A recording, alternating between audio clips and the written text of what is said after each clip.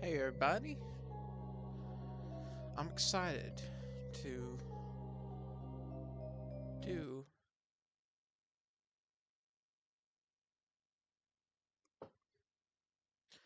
this stream because yeah, I get to do something that I like.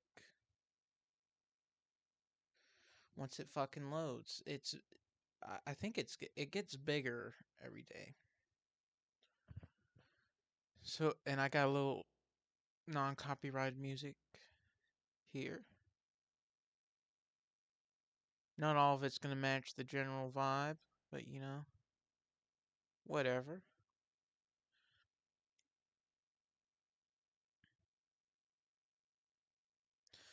Waiting for this to load first. It's never taken this long.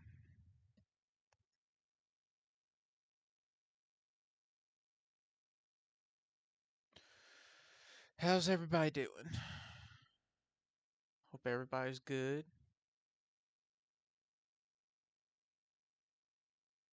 I should also put fan fiction. Fan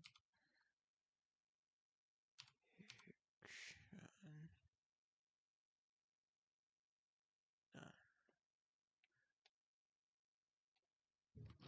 How long big has this gotten?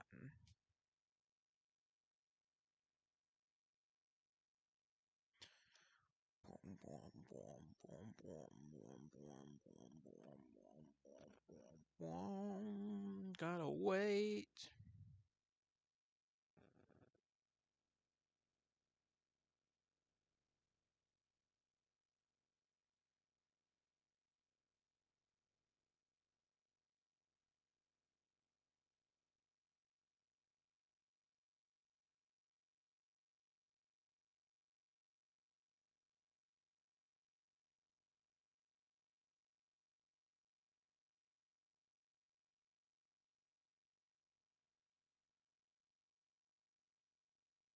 You know what would be cool?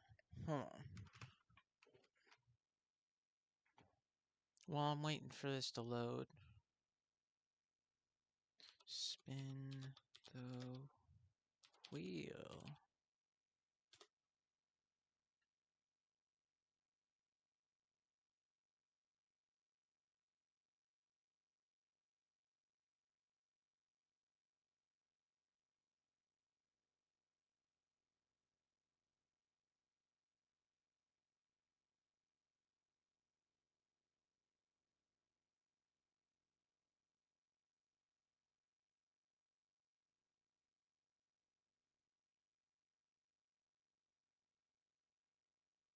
Alright. New.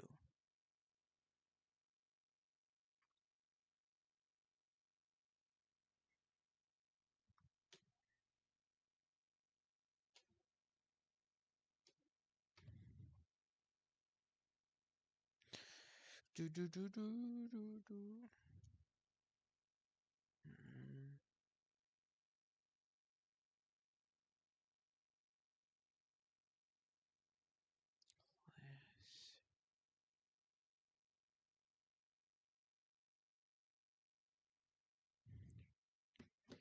Shift mover.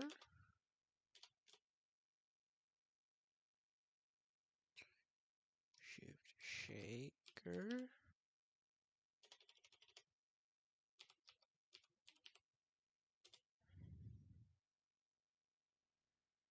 Brute.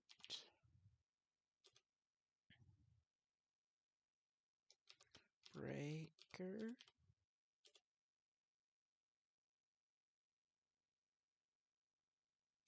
Master.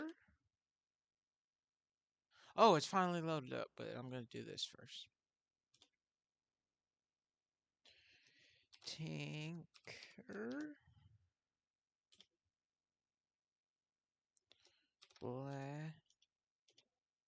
Blaster. Thinker.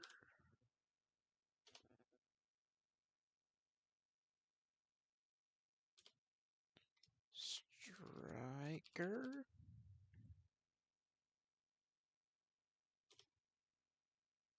Changer.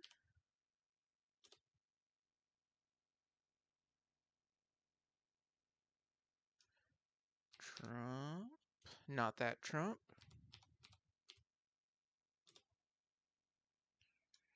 Stranger.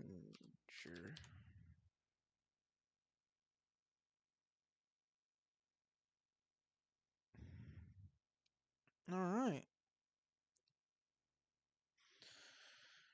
Okay, so for those of you, hold on, so before we do anything, here is everybody who did all of this, all right?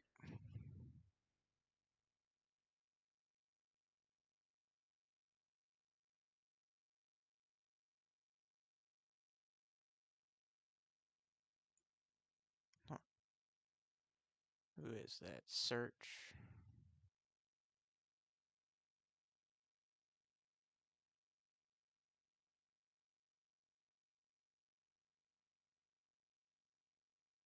All credits to them, whoever they are, all right? I'm not stealing anybody's shit, all right? I don't want any trouble. Everybody here, I'm going to give you let you get a long look at it, all right?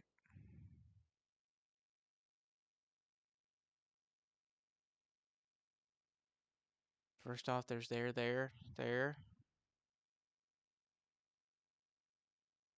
All right, get a good look.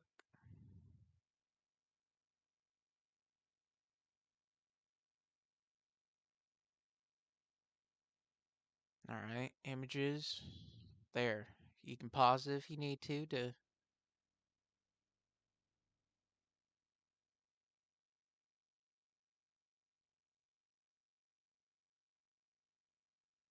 And there's more.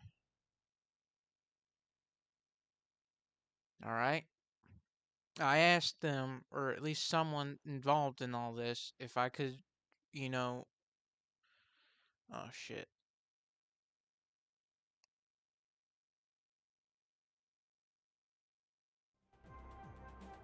We'll just have it right there for now. I asked them if it was okay, and they said yeah. But I'm just showing it just in case. And if I get in trouble, well, shit. I don't know what you want me to do. Also, I'm gonna see if I can change.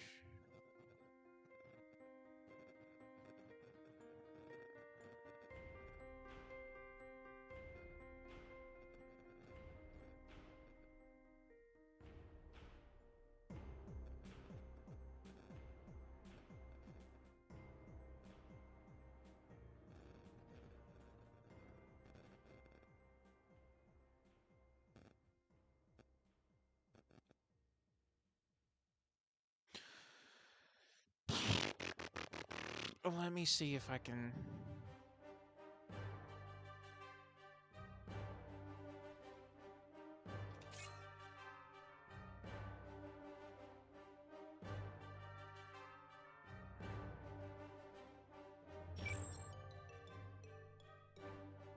Nope.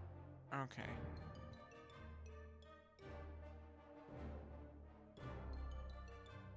Oh shit! No! No! No! No! No! No! No! No!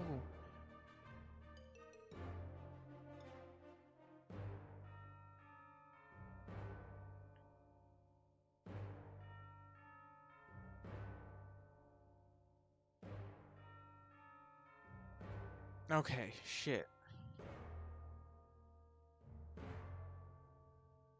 All right.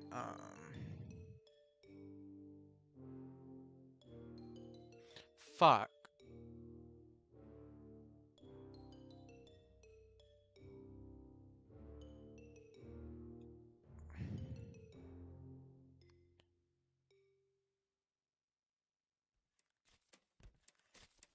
All right.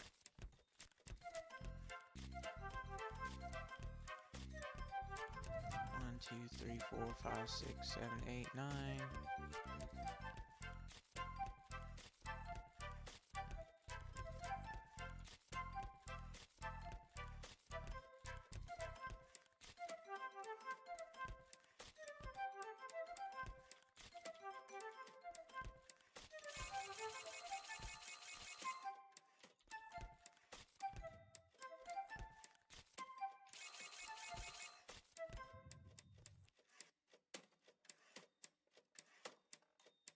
Okay, good.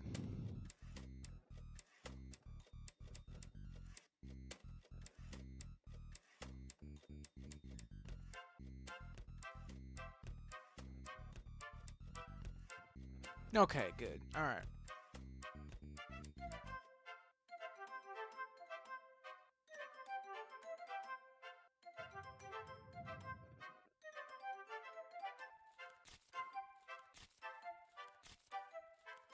Okay, this is everybody. All right.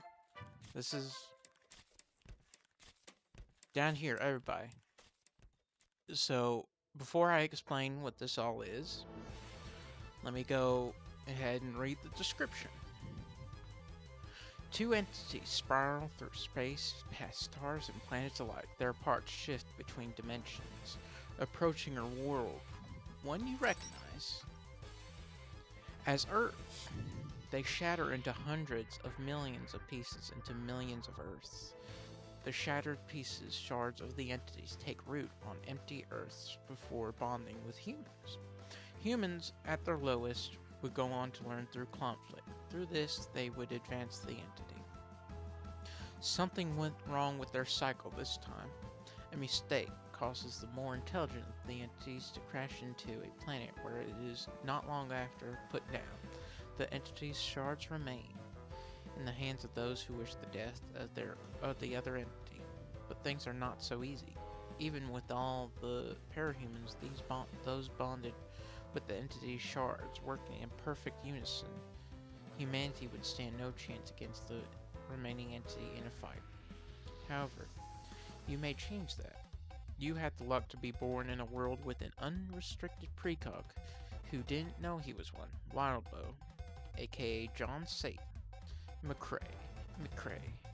Unfortunately, your whole universe is a blind spot for all thinkers sans the entity itself. Wildbow's prediction, while perfect, do not account for your shared universe's experience. You shared universe is many years ahead of Earth, Alpha, and Beta, where it is still 2011, or even earlier. One day, you went to sleep, and... So this is a CYOA, and if you don't know what a CYOA stands for, it stands for Choose Your Own Adventure. These have become, like, really popular, especially for... There have been others before, but this is, like, real...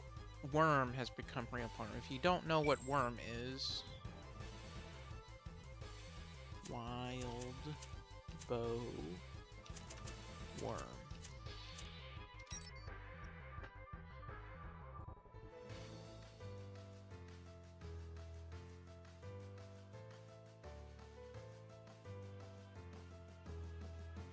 you don't want any spoilers at all, click here to start. We're finished in November release. Stories packed in Twig, both complete. The sequel is underway. The teaser. Worm.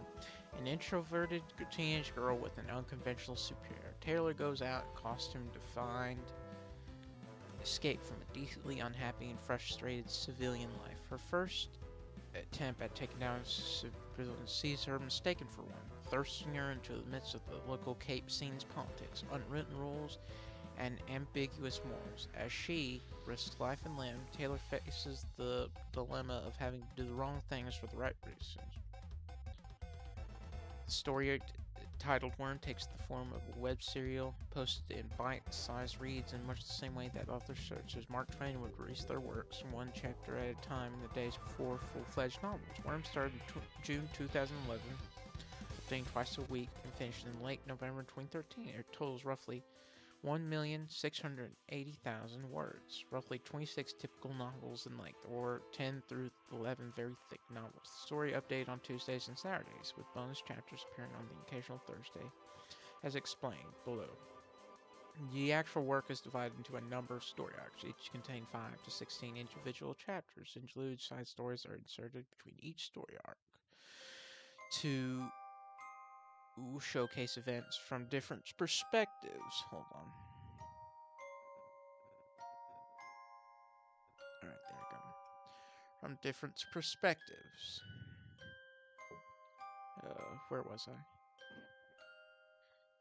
Or provide some background information that the reader wouldn't get from Taylor's point of view. Further interludes were released as bonus content when the audience reached specific donation goals, but these were found to distract from the core story, with a good reception, but still, and were paced out more in favor of additional main story chapter. Readers should be cautioned that Worm is fairly dark as fiction goes, as it gets far darker as the story progresses.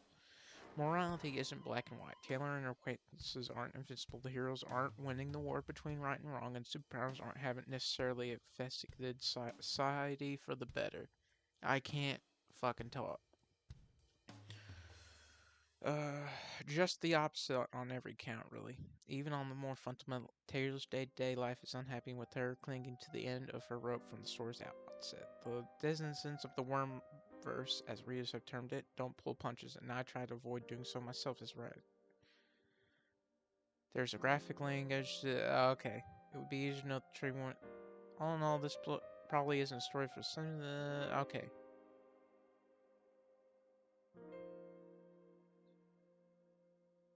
Alright, so this guy.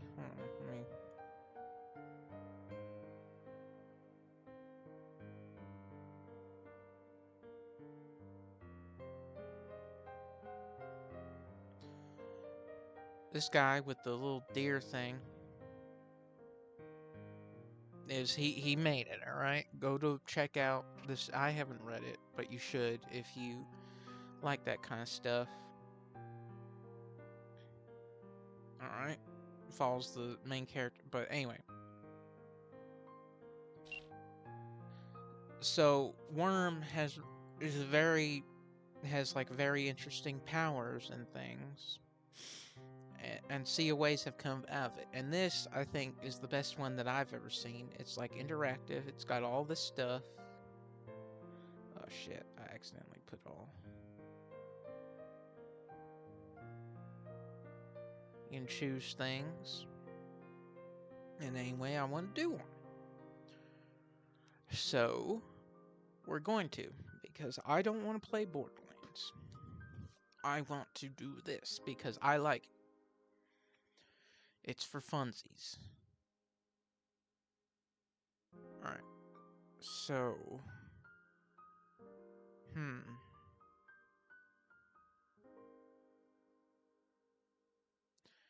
A brief description of Worm. A brief description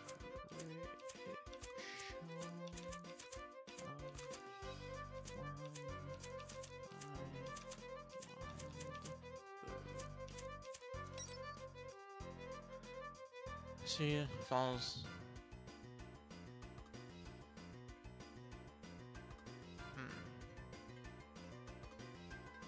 Oh my god, that's so bright.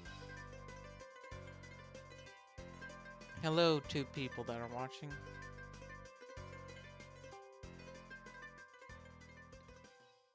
Set in a fictional alternate universe known as Earthbait, the events of Earthbait closely follow that of our own Earth until a naked golden man named Scion appears over the ocean in 1982. Following his appearance, a fraction of humans gain superpowers. In a traumatic and stressful situation known in story as a trigger event, the arrival of parahumans in 1982 leads to a global golden age of heroism during which the majority of people with powers work for the public good. In 1989, after a parahuman dies trying to prevent a riot, superpowered serial killers, thieves, cults, and gang members begin to increasingly threaten public safety. Governments worldwide create agencies to counter parahuman criminals, including the Parahuman Response Team (PRT) in Canada and the United States. In 1992, a giant monster launches a devastating attack on Lamoran Field, Iran, to adequately prepare humanity for future attacks and to manage the growing villain population. Four prominent heroes from the Proctor, an organization subordinate to the PRT, dedicated to cooperation among superheroes. Two more monsters, collectively referred to as Endbringers, appear and begin attacking cities across the planet, causing the loss of millions of lives as well as catastrophic and irreversible economic and geographic damage. The PRT and the Proctorate are forced to treat villains more leniently in return for assistance in fighting Endbringers mired in bureaucracy and politics. The PRT is increasingly unable to cope with the growing frequency and brutality of parahuman crimes. The story is set in the fictitious city of Brockton Bay, a formerly wealthy port that has severely declined after the Endbringer attacks led to the collapse of the shipping industry. Due to the poverty of the area, it is a higher number of parahumans per capita than any other American city, and a number of superhuman-led gangs vie for control over the city's criminal enterprises. Individuals who possess powers in Worm are referred to formally as parahumans and informally as capes, a term referencing the general habit of parahumans to establish an alter ego and go out in costume with or without literal capes. Can we get a dark background here? Okay, thank God. In order to acquire a power in Worm, one must suffer a trigger event, a moment of severe physical or psychological trauma. The properties of the power are influenced by the nature of the threat the individual faces and the individual's thoughts process at the time. Some parahumans, when placed under extreme stress reminiscent or beyond that of their initial trigger event, may trigger a second time, expanding and refining their powers to increase their odds of survival. In rare cases, multiple individuals may suffer a simultaneous trigger event known as a cluster trigger.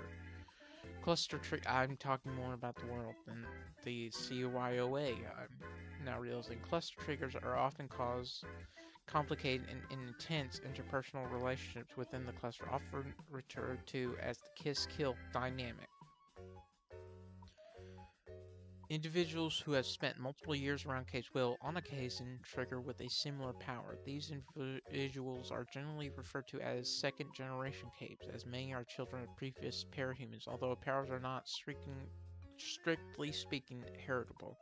The mechanics behind how powers work is gradually explained throughout the story. Alternatively, powers can be acquired through Cauldron, a shadowy and secretive group which has discovered a method to artificially induce powers. This process carries a significant risk. Let's turn this down a little.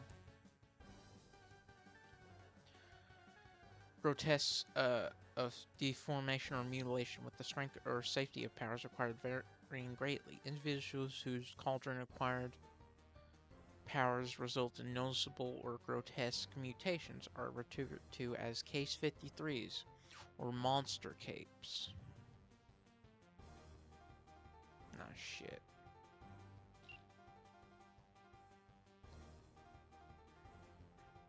Powers in Worm obey several arbitrary constraints. All powers can be used aggressively regardless of manifestation. Thus, healers are incredibly rare and often as a byproduct of another power or have other abilities suited towards combat. Another limitation is the Manton effect. Hey, listen to that. Manton effect. A parahuman's ability very rarely affect both organic and inorganic material, and parahumans are instinctively protected from their power, i.e., a power may affect the landscape but not the people within it, or vice versa. There are instances within the setting of parahumans who have been able to bypass this effect, though the circumstances which enable this are typically difficult or dangerous to replicate, depend heavily on the individual in question and tend to suffer debilitating psychological and physiological effects. Alright, and then this is the synopsis.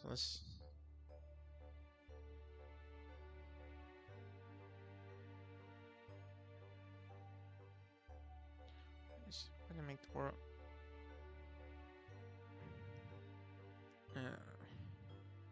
Alright. Worm. Alright, and then we're gonna go to the Worm Wiki. Worm Wiki.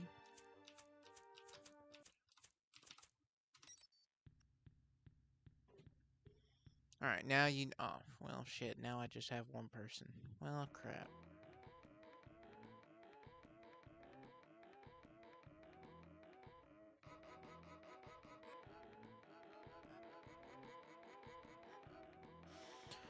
Alright, well. Anyways, so one day you went to sleep, Anne. So we got Meta. Well, I'm gonna get something to eat.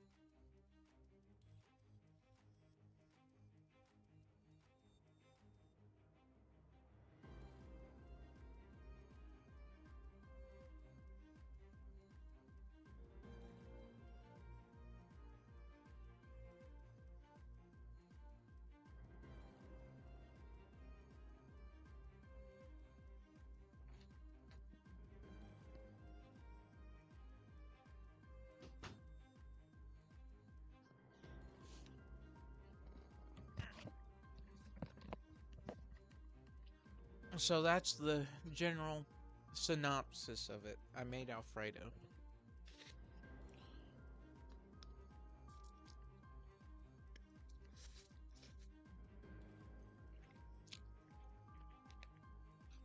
It's pretty good. Or maybe I just want food.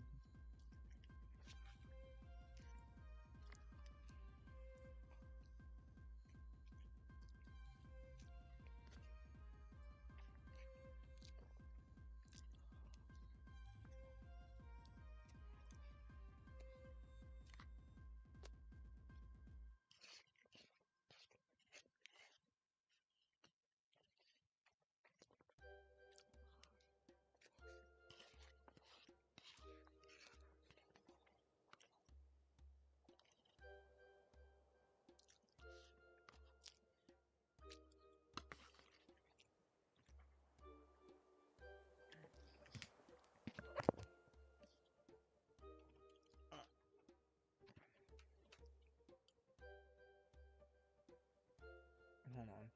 I'm gonna go to Twitch.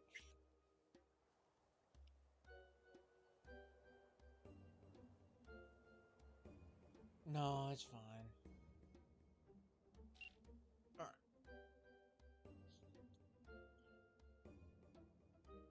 Alright, meta. Who will be affected by the choices and their knowledge about? How many points do you start with and are granted by scenarios and drawbacks? Has no impact otherwise. Scenario.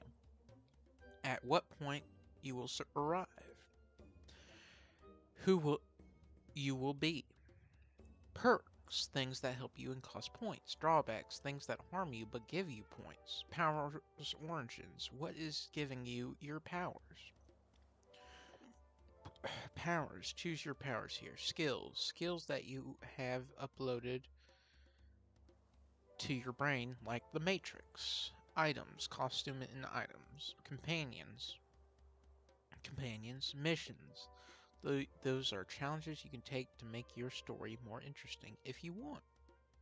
Setting, alternate settings you can be sent to. Point conversion between SP and CP. But I think what I was thinking would be fun is if, I do like a little wheel like that. Right now I have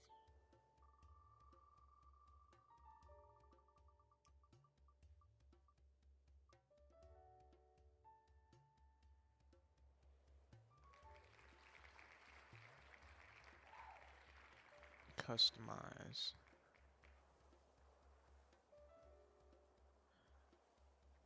Huh.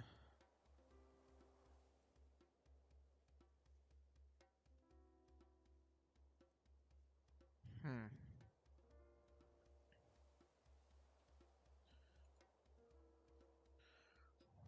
Shift worm.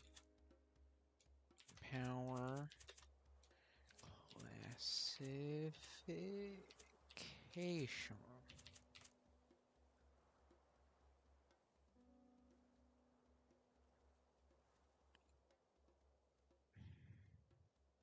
Open. Alright. But I guess let's just... What's the meta? You, someone else, fictional character with powers, fictional character without powers, original character, original character. This character can have had powers, but they don't anymore. Or they already had the powers they're supposed to be getting in the CYOA, then put them through the CYOA. Create a character with powers from scratch, then put them through the CYOA. They keep their original self's powers.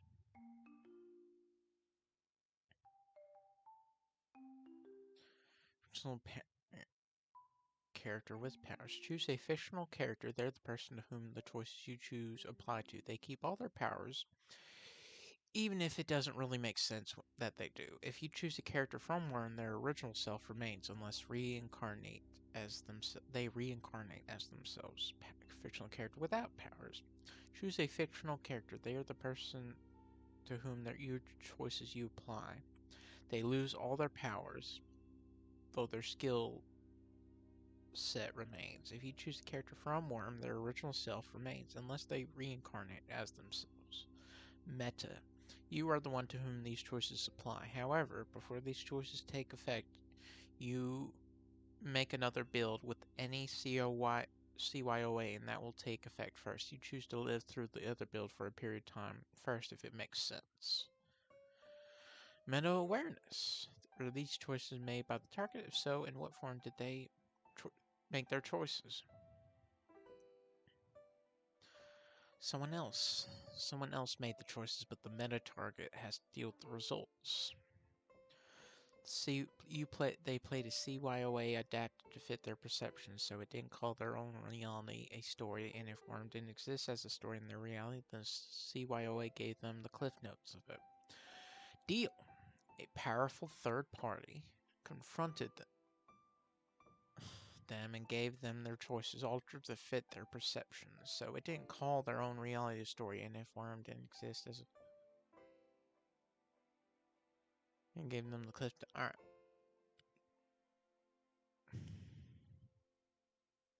Entities, what are those entities you speak of? Shards? What are those shards you speak of? Unbound, Paragon, Unbound, Ascension, Creative. Don't want to incompatible shards. Where are those shards you speak of? Don't want to deal with Scion, but still want to enjoy the warm verse? I have the solution. Powers don't come from entities. Instead, shards are a symbiotic species. When a colony migrates to a planet and nests, it grants the inhabitants powers. After some time, the shards will reproduce, and smaller colonies will migrate to other worlds. None of this brings about the end of the world. You're safe. You'll lose the ability to pick perks or drawbacks related to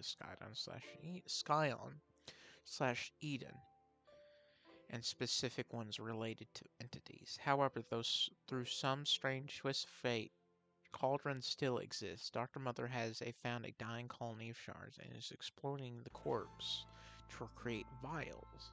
Elon still created and controls the Endbreakers with no entity in charge. The rules are slightly different. Powers slowly grow as they are used, and the shards grow with the user. The world no longer exists on borrowed time, except the one imposed by human nature. That is.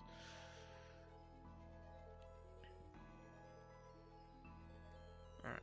Shards? Where are those shards you speak of? Don't want to deal with shards either, but still want to enjoy the Wormverse. Powers don't come from shards. All powers are shardless, even those under the shard category. Trigger events are replaced by awakenings, which work in similar ways, but do not necessarily require a negative event.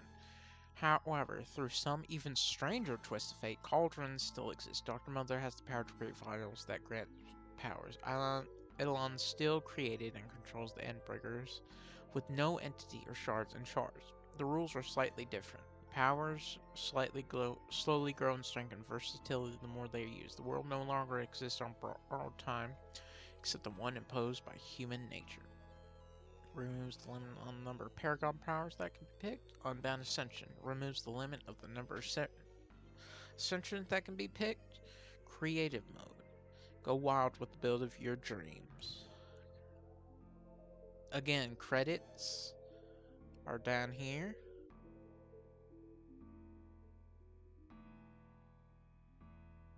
Alright, I didn't make any of this. I'm also not really getting any money off of this. I'm just doing this for fun. Don't sue me.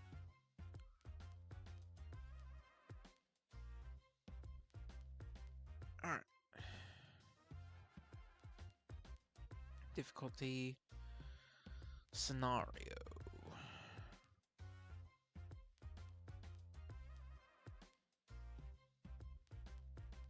I guess we're just gonna read everything first. Difficulty.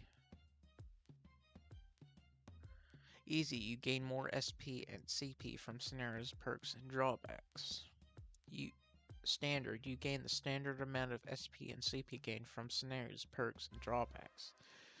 Hard, you gain less SP and CP from scenarios, perks, and drawbacks. Starting points, easy. Standard, hard, higher.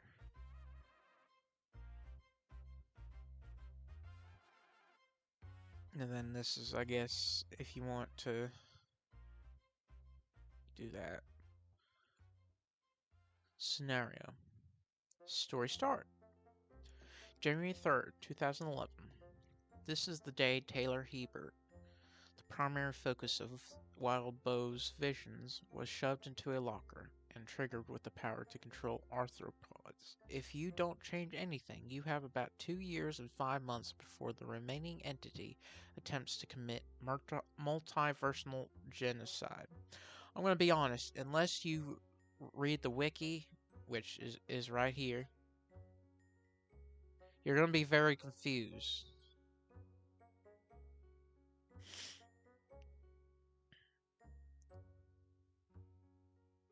Oh, this looks much better than the mobile version.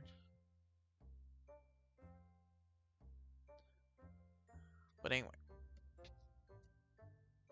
But yeah, it's in spoiler territory, so if you don't want to be spoiled, don't read. Actually, you know what?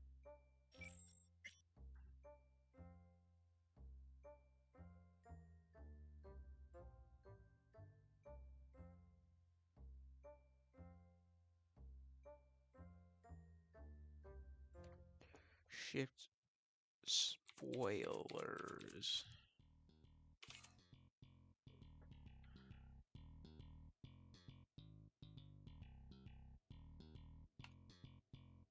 Now you can't say shit.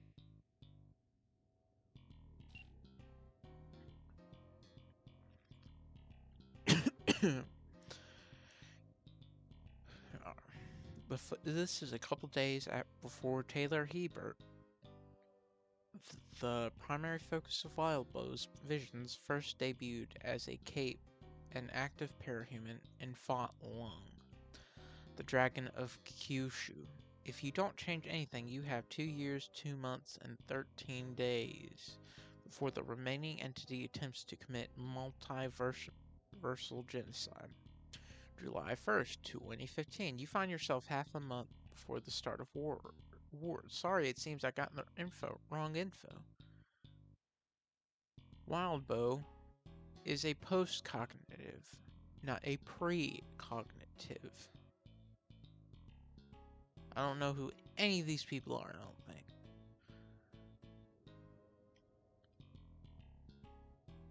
February 24th, 2011. This is the day the Semiurge attacks Canberra, Australia. If you don't change anything, you have about 2 years and... Oh, first let me... So that way you can kind of... So, get where... Scenario. Just get with, you know, see, gain SP shard points, gain 10 CP character points. Worm events, story start. February 24th, 2011. Oh, that's cool. In this day, 2 years and 10 months before the remaining entity attempts to commit multiversal genocide.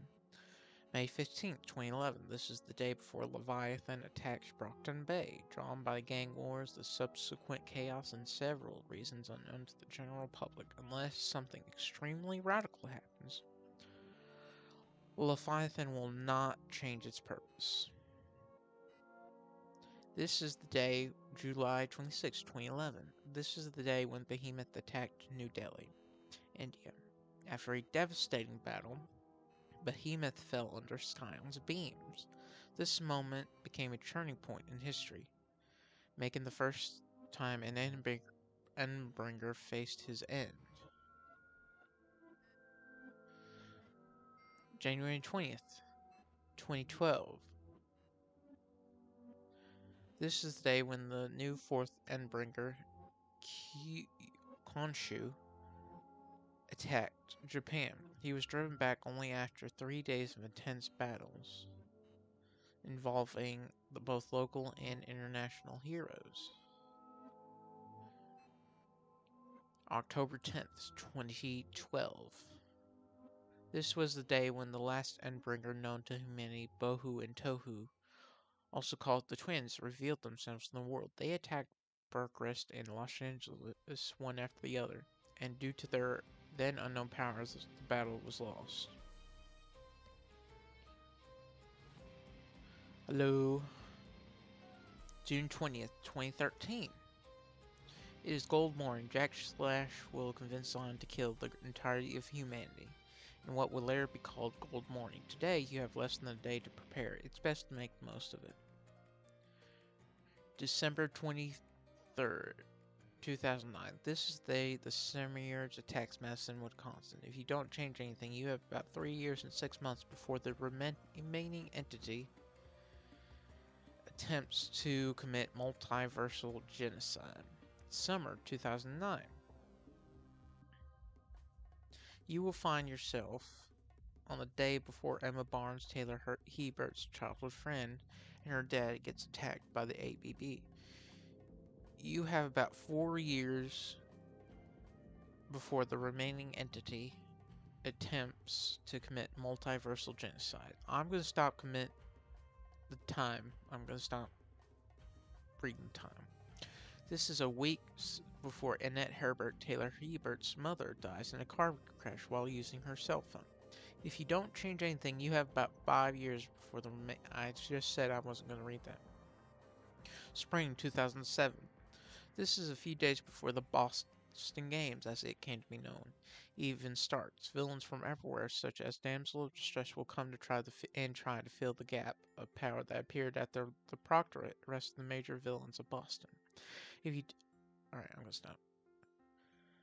May 8th, 2005. This is the day before the Endbreaker Leviathan attacks Newfoundland. However, if you change things here without being careful, Dragon, the benevolent AI, could end up remaining Richter's housekeeping AI, or worse, release her too early. According to Wildblow's prediction, she won't be so benevolent. December 30th, 2002. This is the day the Simiers first appears and attacks Lausanne, Switzerland. If you don't change anything, you have about 10 years before the remaining entity attempts to commit multiversal genocide. February 2nd, 2001. The Proctorate PRT will deploy to Ellisburg, New York, in the hopes of eliminating Nilbach. At the end of the day, all but 2 of the PRT agents have been killed. Ellisburg will be quarantined, and Nilbach will be designated as an S-class threat. Threat rating.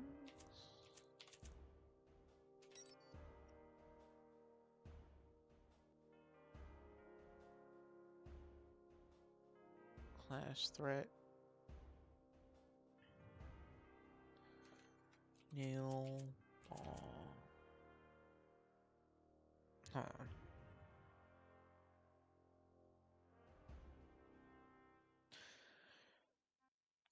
S-class threats are those classified by the PRT as among the most dangerous threats in the world.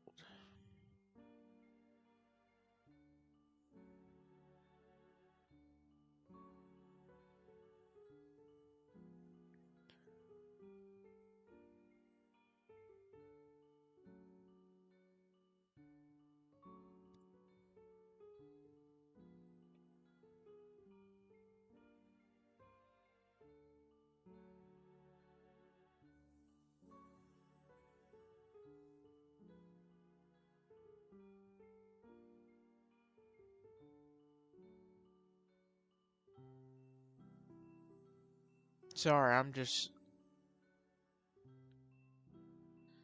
Why is mass does these sense that normally...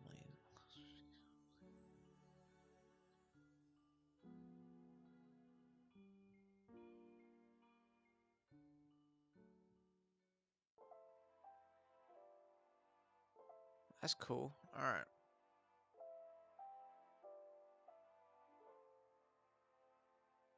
Alright.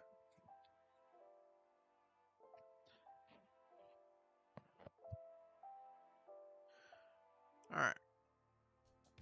Now we know what S-class means. This is September 14th, 2000. This is the day before the Siberian kills Hero. The Siberian is, in fact, Dr. William Manton's projection, using her daughter's twisted visage.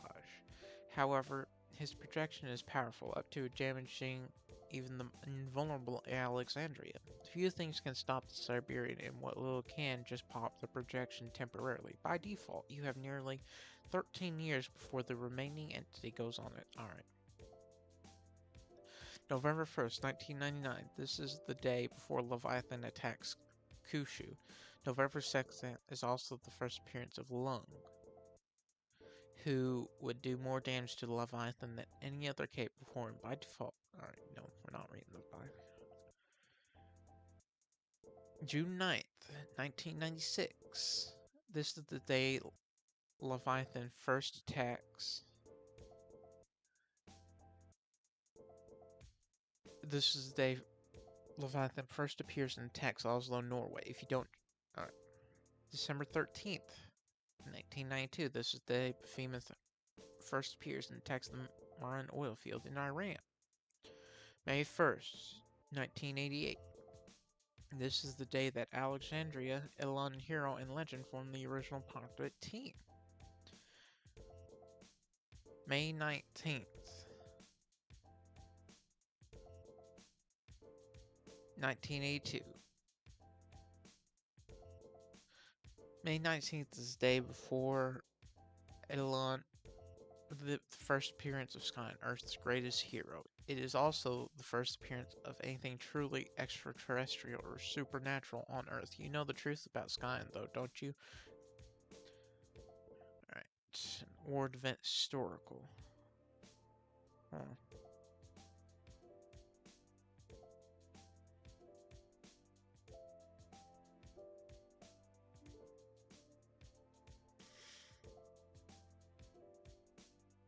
Circle 1900. You appeared between 1900 and 1960, well before Sky makes his appearance. 19th century. You appeared during the 19th century, 1800 to 1899. Due to the hazards of temporal displacement, you can at best choose a decade when to arrive. 15th through 18th century. You appear between the 15th and 18th century. 1400 to 1799. Due to the hazards of temporal displacement, you can at best choose a period within 20 years to arrive, and your exact date of arrival will be random. The Middle Ages. You appear between the 6th and 14th centuries, 500 to 1399. You find yourself among the fall of the Roman Empire and the beginning of the medieval era. Due to the hazards of temporal displacement, you could at best choose a period with 30. Alright. Classical Antiquity. You will emerge somewhere between the 8th century BCE and the 5th century CE. This era spans the time of Homer's famous epics, the Iliad and the Odyssey, through the rise and fall of mighty empires, culminating in the decline of the Roman Empire. However, due to the inherent risk of temporal displacement, you can, at best, narrow your destination to a specific period within a 40-year window. But even so, the precise remain entirely alright. Bronze Age. You'll be transported to an era that stretches from the dawn of the Bronze Age to its eventual decline, sometime between the 33rd and 7th century BCE. This epoch marked humanity's first forays into metallurgy, the transition from stone to bronze, a revolutionary shift that reshaped tools, weapons, and societies alike. It was a time of extraordinary transformation, defined by the flourishing of agriculture, the rise of cultural complexity, and the early adoption of writing in certain regions, a period when the seeds of civilization began to take root and flourish, setting the foundation for the world to come.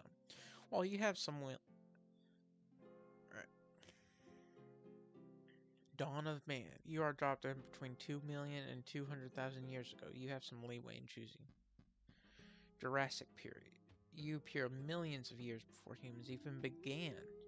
Your earliest starting point is the end of the Triassic period. While there is some leeway for you when you appear, the latest you can arrive is before a mass extinction event. Birth of planet Earth. You appear 4.5 billion years on planet Earth, back when it was essentially an enormous cloud of dust and gas. At least you get to watch the creation of planet Earth live in front of you over the course of a long period of time. If you find yourself getting bored, should you still be alive, bring something with you to stave off the boredom. Sorry, it seems I overshot for a long time. You find yourself placed right after the Big Bang, 13.7 billion years before the start of the canon story. You can choose to appear before the Big Bang and witness the creation of a universe. June 24th, 2063. You find yourself half a century after Goldmore. Sorry, it seems I got the wrong answer. Why? Rho is a post-cognitive, not a pre-cognitive. 1 week early. Every purchase this allows you to enter 1 week earlier than what your scenario said. 1 week late. For every purchase this allows you to enter 1 week later than what your scenario said. Alright. This is going to take a while. Character. Who will you be? Open all. Incarnation. Self character. Hold on, I got pee. Fuck. And I'm gonna get some water. You can read though.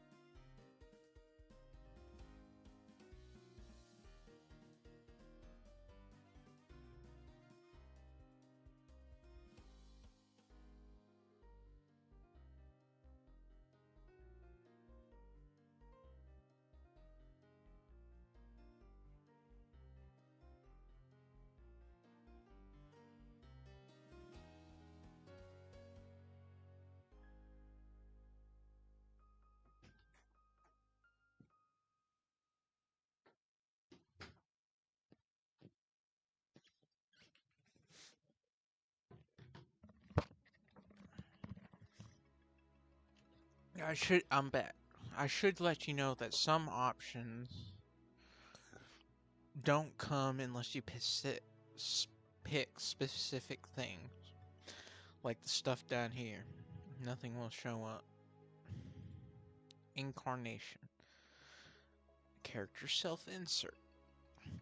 You replace one of the people that already existed on Earth Bet. This includes any of the original companions, provided you pick the option with the appropriate strength level.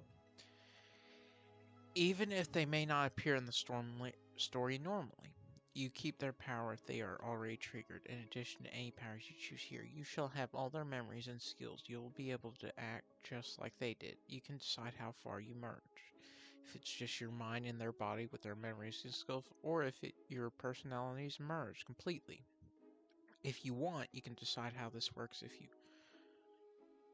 if you want to figure out a way to make this not stealing someone's body, mind, and soul from them.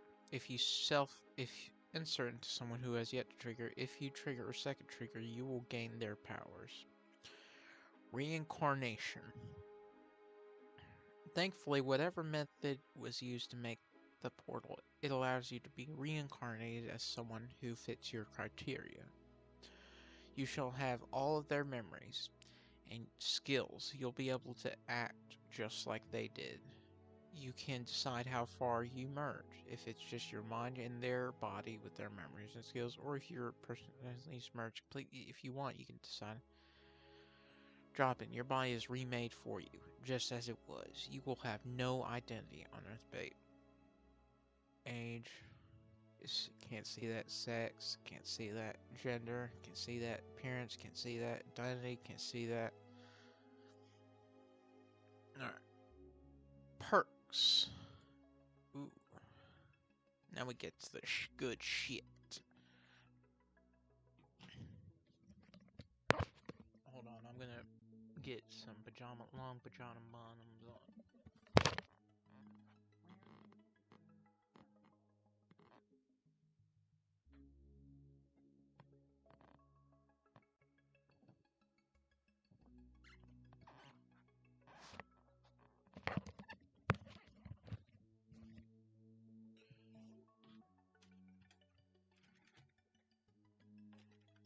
Okay.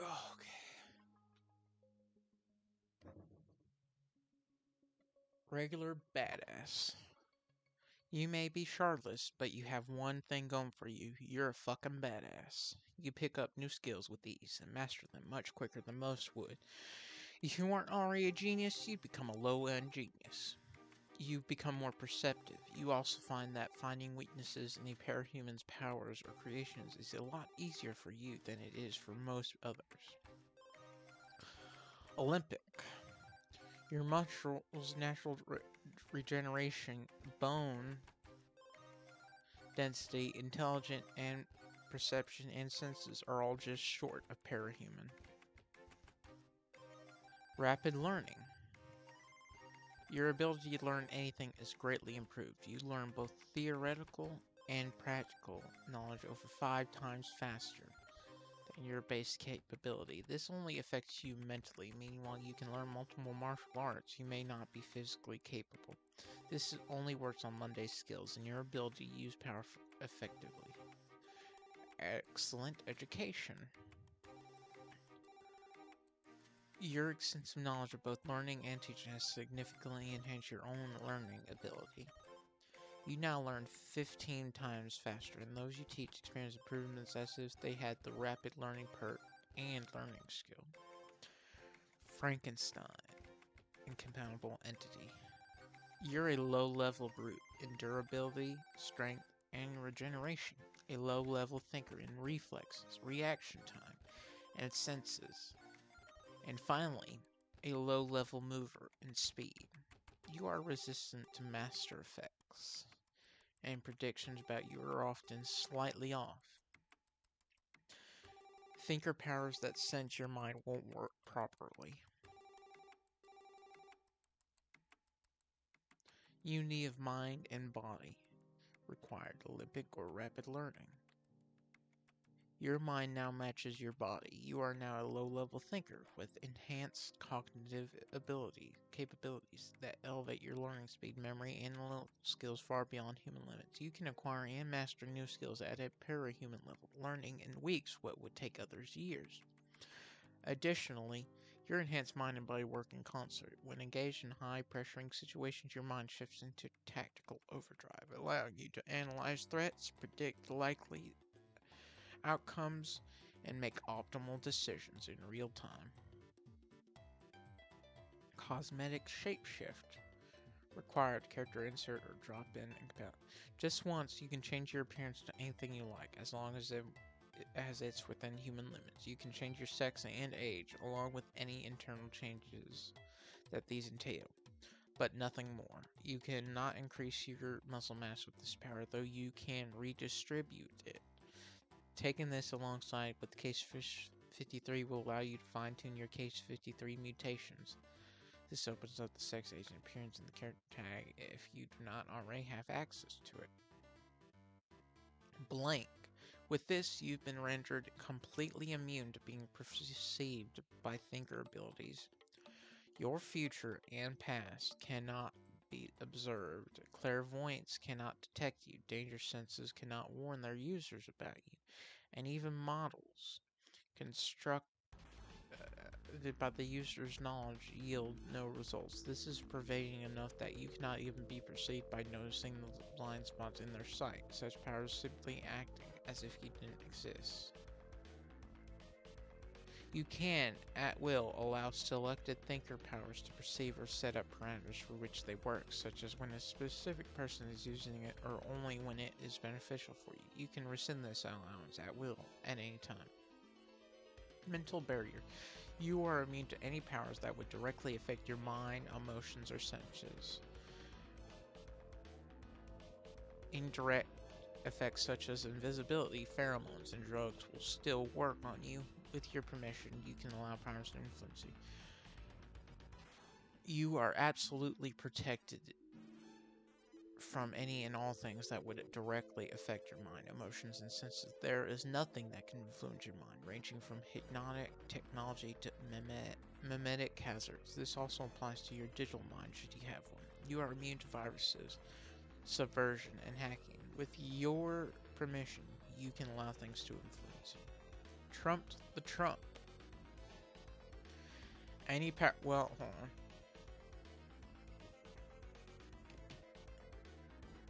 Power classification. Explain, give you a little mover, an ability that grants a cape enhanced speed or mobility. Shaker, an ability with an area of effects. Brute, an ability that grants a cape enhanced strength or durability. Breaker, an ability that allows a cape to shift into another state. Master, an ability that allows a cape to control others or create minions. Tinker, an ability that allows the cape to create or alter devices with futuristic technology. Blaster, a long-ranged offensive ability. Thinker, an ability that focuses on information gathering. Striker, a melee/touch-based ability. Changer, an ability that allows a cape to alter their form or appearance. Trump, an ability that allows a cape to manipulate powers in some capacity. Stranger, an ability that focuses on stealth or infiltration. It is possible for parahumans to receive hybrid and sub-classifications. Hybrid ratings are issued if two or more aspects are irrevocably linked and are designated with a slash, while sub-ratings are given if a power has side effects or applications that belong in another category. These are placed within parentheses. It's possible for the number assigned to sub-ratings to exceed the numbers assigned to the main power.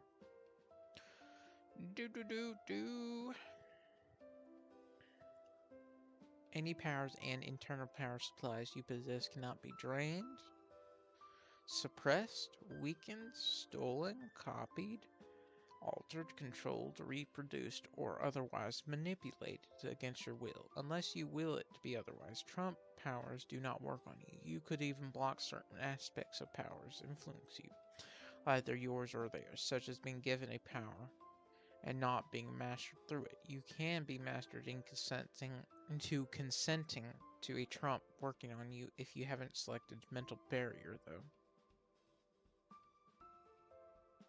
Paragon powers can trump this immunity under certain circumstances specified in the power's description.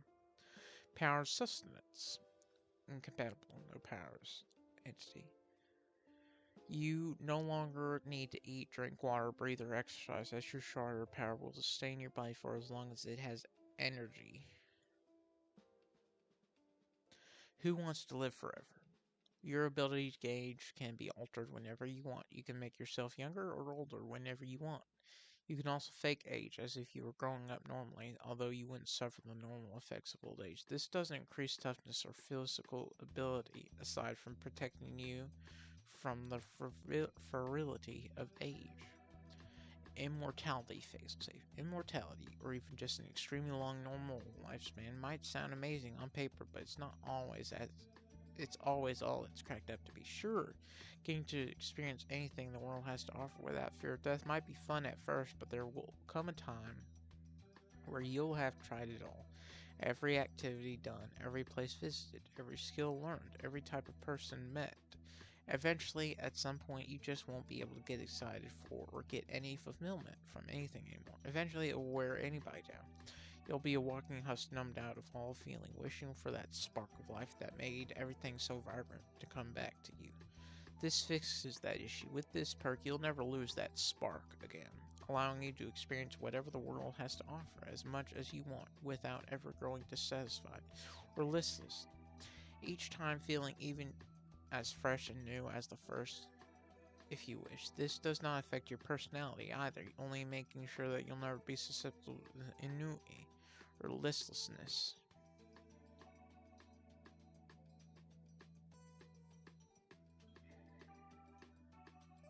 Nope. Search. Ennui. Ennui. A feeling of listlessness and dissatisfaction arising from lack of occupation or excitement. Alright. All seeing precognition. Blind spot? Ha! Your parents have no blind spots.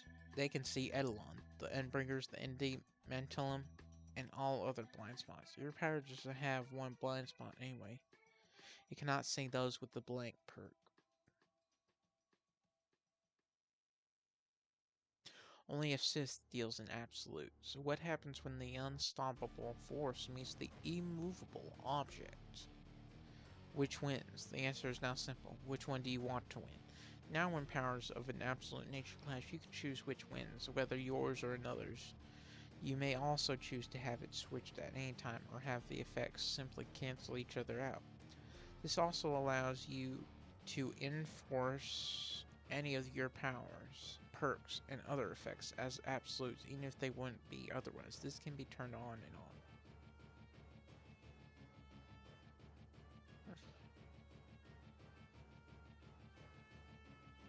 False Corona Potentia. Your shard no longer needs a Corona Potentia to connect with you. Instead, a Corona Potentia is a part of the brain, and people that can trigger, uh, it's a part of the brain that, it's a section of your brain that just appears in people that can have superpowers. You gotta have that in order to get powers. Not everybody has that. Not everybody has this. Your shard no longer needs a Corona Potentia to connect with you. Instead, it's somehow connected to your very soul. This removes the weakness of your Corona Potentia. You can choose to have a fake Corona Potentia in case you need one. Noctis Cape. You have no need to sleep. You'll constantly be alert and awake. You also had an infinite and perfectly eidetic memory, capable of perfectly recalling anything that has happened to you since you received your powers. Any memories prior to your trigger are remembered as well as you could recall them when you triggered. Fan service. Oh, handsome, androgynous, Victoria. Alright. You are beautiful or handsome. No, that is an understatement. Even supermodels don't come close to your charms.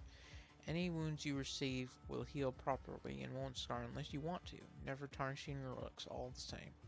You won't gain muscle mass as you work out unless you want to, though you'll still get stronger faster and gain more stamina as you work out. It just won't be visible. Simon's voice. Before you would have turned heads, and now you can become the center of attention if you wish, as you know how to make the most of what you have to influence others. Your instinctual control over all aspects of your actions allows you to tailor your behavior to work in the best way on those around you, whether they are normal people, animals, or even supernatural beings, with your voice standing out the most.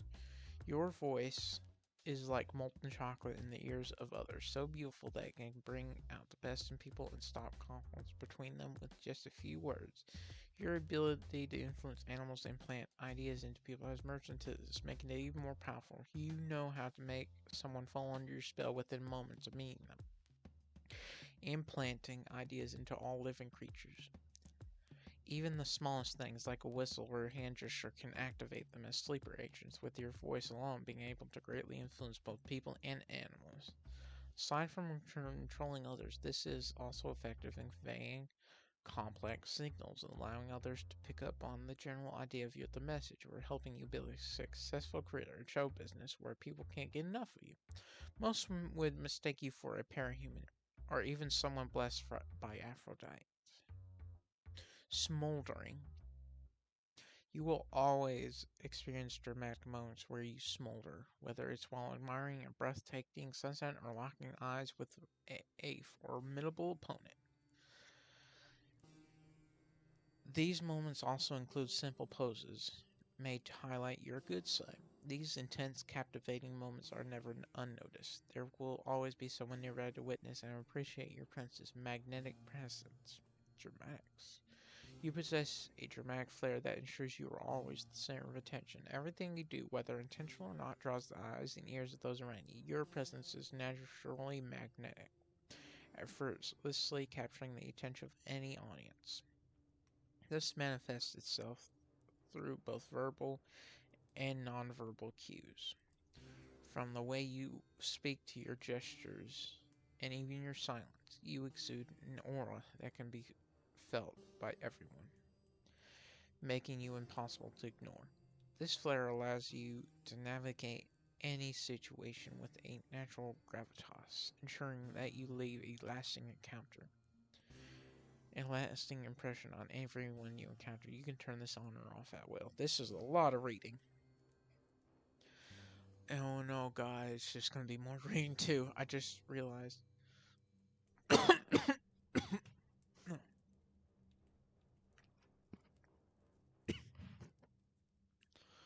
Where's my water bottle? Shit, hold on, I'll be right back.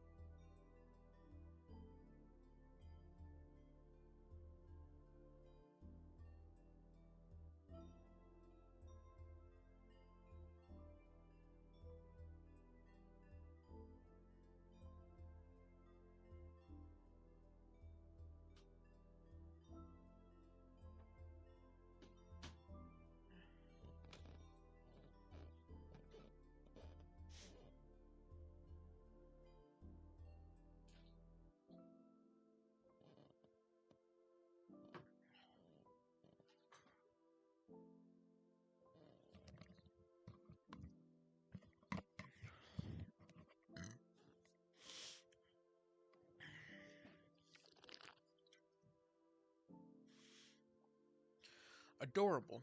You are adorable. No matter what you do or say, people will find you completely adorable. You can be covered in blood and people will still find you too cute to resist, if a bit creepy.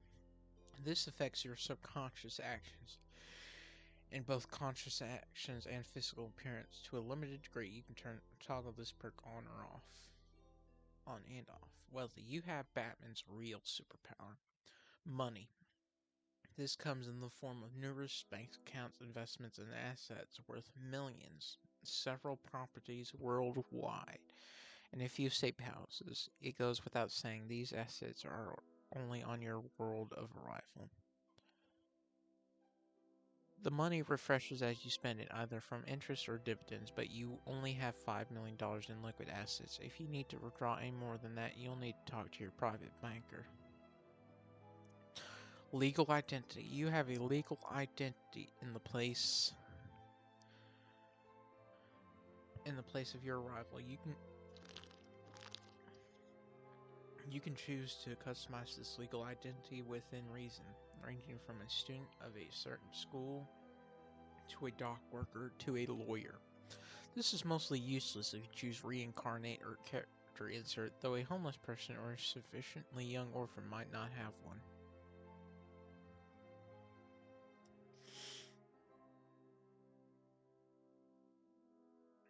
Wherever you travel to a new universe, you already have a legal identity there.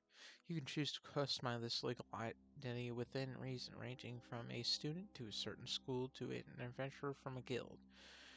Oh my god, Alright, hold on.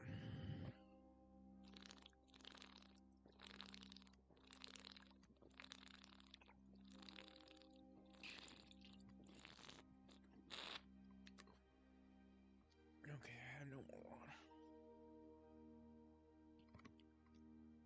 People with the same goals or principles or personality are more likely to mesh well together. Even if they were your enemies yesterday, you find it easier to befriend and work with them. Yesterday's enemies can be today's friends. Against a common foe, the both of you somehow worked wonderfully together. It's easier for people to set aside their differences and work together.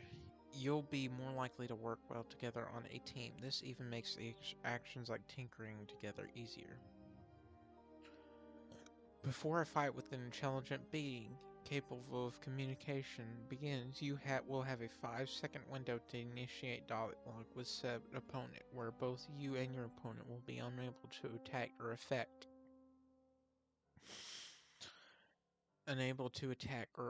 each other during said time. After the 5-second window passes, you will gain an increase in speed and defense for as long as you do not attack your opponent. This includes physical, mental, and spiritual attacks. If your opponent is absolutely set on killing you and their mind won't be changed through dialogue alone, this perk does not activate. Sneak attacks aimed at you also bypass this effect. However, after a failed sneak attack upon you, you can activate this perk if you do not launch a counterattack. You can turn this perk off if you desire.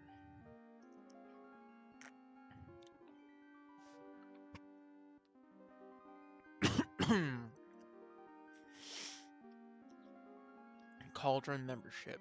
Within 6 months of your arrival, you'll be contacted by Condorgen extending their recruitment offer. Your exact position within Cauldron will depend on how useful your power set is to them and the time period you arrive at. Required May 19th, 1982. Required Cauldron membership. Required. You are the first successful Cauldron Cape and are a shoo-in for becoming a higher ranking member of the multinational dimensional conspiracy. Guys, I'm gonna have to stop talking eventually because my throat is killing me. Or not killing me, but it is starting to hurt. Invictus, your will is absolute, boundless, and unbreakable. Maybe it's your ideals and all-consuming ambition, or maybe it's just a rock-solid certainty in how you see the world. You are patient beyond belief, even capable of spending countless hours doing mind-numbing tasks. Your willpower is endless, and no matter how difficult the situation, even if you're torn in half, locked in a time loop of endless agony for thousands of years, or subjected to a fate worse than death, you'll be able to shrug it off. You will never be left drifting without a sense of purpose, and though you might change your goals and refine your ideas, you will always have the motivation to fuel, turning them into a reality. This will greatly bolster your sense of self in the face of adversity, and you'll be able to plant your feet when everyone else is giving up. Of course, you still have emotions, and you can still hurt emotionally, but you'll always be able to maintain your composure and keep your emotions from ruling your decision making. Take care that you don't become so tunnel visioned that you fail to see others as actual people with agency. Well adjusted, you won't lose your sanity or rationality under any circumstances unless you're being controlled by power. And even if you somehow did, no matter the circumstances, you'll never lose your humanity or empathy. Your routine, family, your friends will always be there to bring you back from the abyss. Your personal issues are much easier to work through, and even without help, you'll be able to get through them in time. This might take a while if it's bad, but you'll make it out eventually. This also makes you highly resistant to mental health problems and emotional manipulation, though not completely immune. You're also really good at helping others through their issues, and it'll stick more often than not as long as you can get through to them. Patience of a saint. Your patience is inexhaustible. You could sit without moving for days with no problem, or easily spend countless hours on a single mind-numbing task. Altered history. Your character's history has been altered slightly. Perhaps you are Taylor Herbert, the son of Danny Herbert, the great hero Edelon. Maybe your mother survived and served your father. Maybe you're Victoria Hebert, the first daughter of Danny and Anna Hebert, and beloved older sister of Taylor Hebert. Maybe you grew up in a different city. Maybe your occupation is different. Maybe you have more family members. You're younger, or you're older or younger, etc. Maybe you have had powers for far longer, having triggers at home on a random Tuesday at the young age of 4 as Taylor, rather than Taylor's normal age of 15. Maybe your powers and perks came at different times, etc. While you can't make any large changes to the setting or storyline with just this, any changes to your life and character are fair game. If this is bought as a drop-in, these changes affect your meta target's history prior to the COA, allowing you to rewrite them as you wish as long as it doesn't alter the setting they're going to greatly. This could even allow you to apply your purchase here to them retroactively. If bought as a character insert, this allows you to apply it to the character your meta target is starting into, or their life previous to the CYOA, or some mix of both, allowing you to retroact. Reincarnation, this allows you to do the character insert, the change you can note that any changes that would make sense with your other characters are fair game, including large setting changes. If your character insert as Victoria Downton, but alter your history to have always had an ember controlling power you bought here, then you will have your history altered to reflect it as such.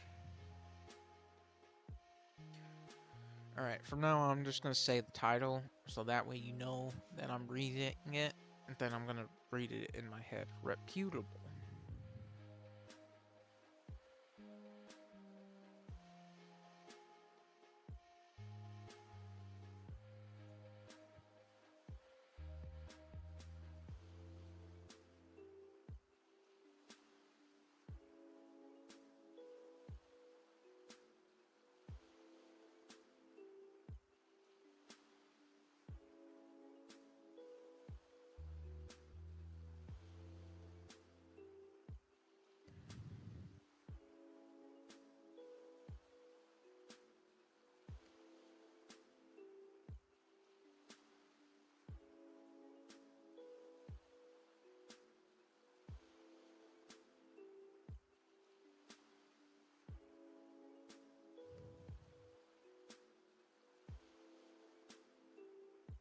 A pencil, a fucking pencil.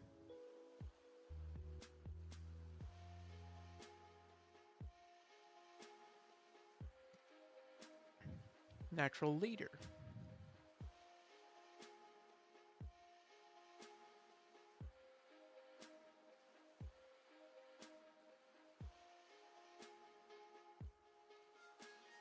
Cover story.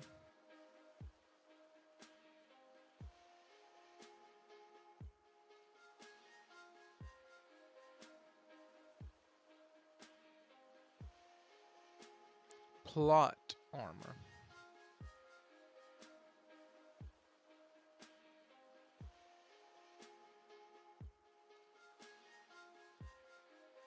Controlled intoxication.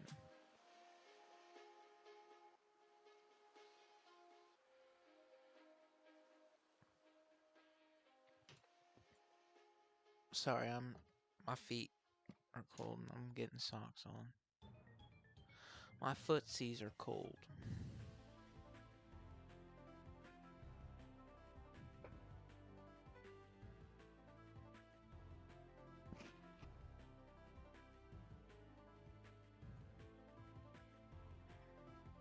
on armor.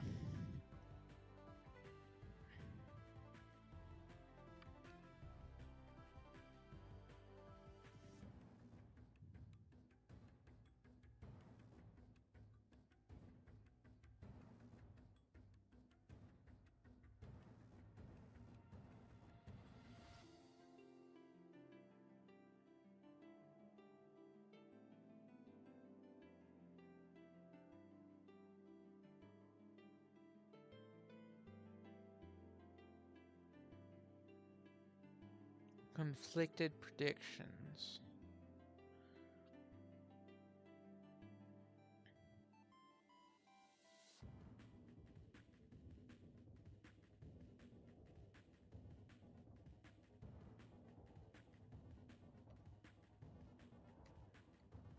Esoteric knowledge.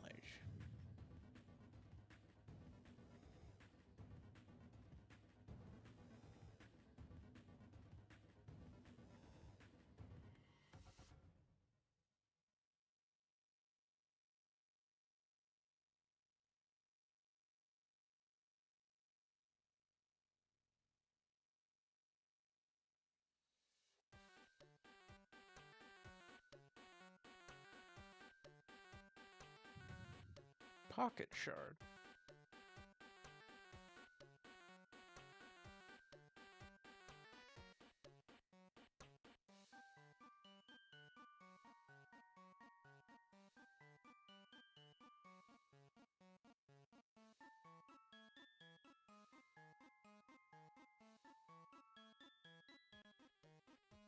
Agentropy. How do you pronounce that?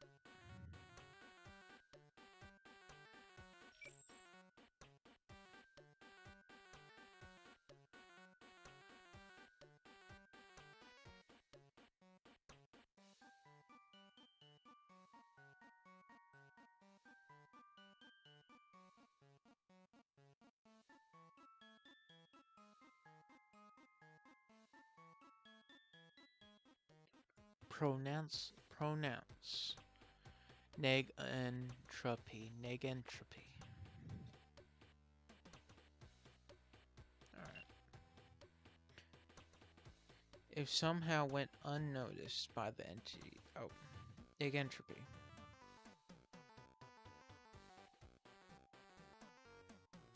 It somehow went unnoticed by the entities that your shard had the ability they sought for eons. It defies entropy. Somehow your power allows you to defy entropy and uses this to supply itself. You will never run out of energy.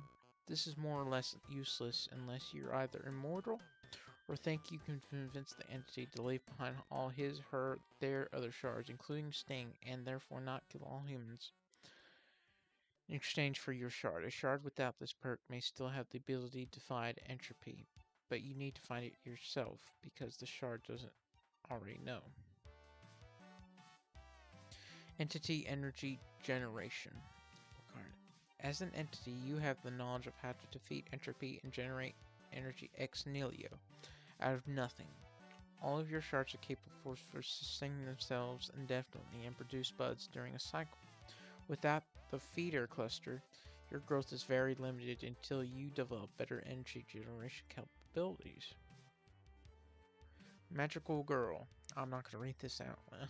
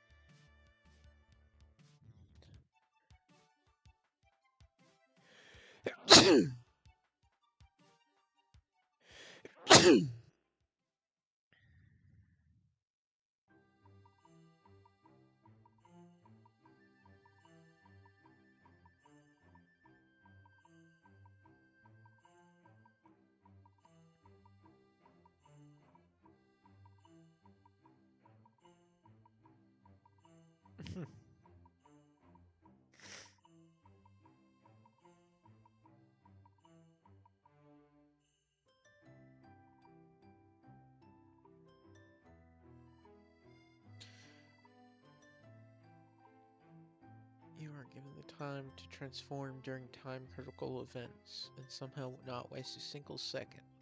No matter how important it is, your transformation somehow doesn't waste time, even if everyone watched you do a tiny chance when a bomb needs to be defused. Thematic. Your powers take on a certain theme. Teleportation now melds with the shadows if you have a dark theme, and Tinker abilities can decorate swords without negatively impacting performance. This doesn't weaken or strengthen any of your powers, but it does make it more thematically accurate to whatever you choose. You can choose to follow or switch your theme whenever you wish, and rebranding yourself comes to you easier. Theme song! You gain a theme song, or even multiple theme songs that can either come from an unknown source or your mind. You can even have a song for every emotion you're currently feeling. It can be any song or even an unknown song that fits the current situation. You're not limited by the number of songs you can possess, and can even add more songs later on. The songs you play can be selectively heard by whomever you choose. You can choose to switch your theme song whenever you wish. You can also choose to disable this if you no longer want to. Just as planned. The fate or canon of this world is molded by those much higher than yourself, and unless intentionally acted against, shall follow the same path. Unless you involve yourself directly in the events foretold by Wallball, everything shall follow the path he laid out more or less. You can breathe a sigh of relief knowing that a teenager will sacrifice her humanity to save the multiverse because you decide to take the easy way out. Coward. Manton, protect. I gotta pee, sorry. I've drinking a lot of water.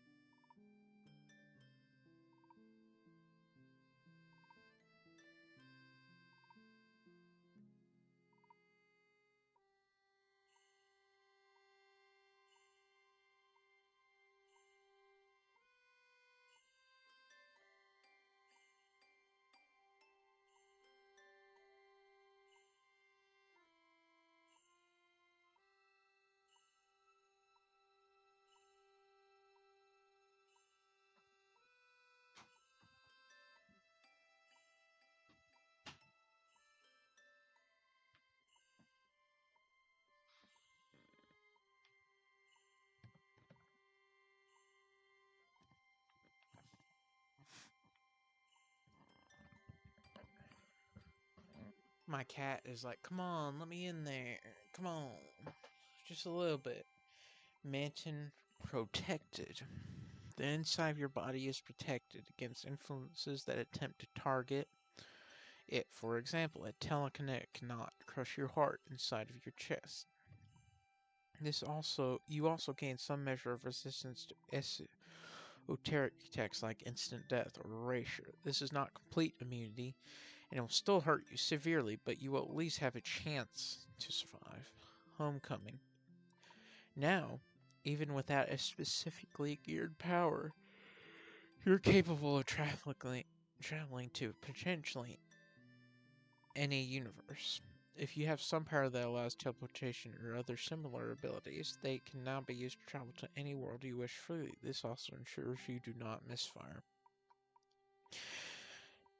Any teleportation, interdimensional travel, or similar power can now target based on knowledge you possess, such as memories you have prior to gaining powers, or simply awareness of a setting through some form of media you've encountered to access that setting. This can also target any place or setting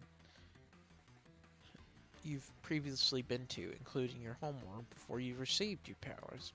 If you have no ability to teleport or other similar ability, you can travel to other worlds by accessing the medium in which it is depicted. For example, a Harry Potter book from the Harry Potter universe, a Skyrim game for Skyrim, the One Piece Anime for One Piece, etc. Resume.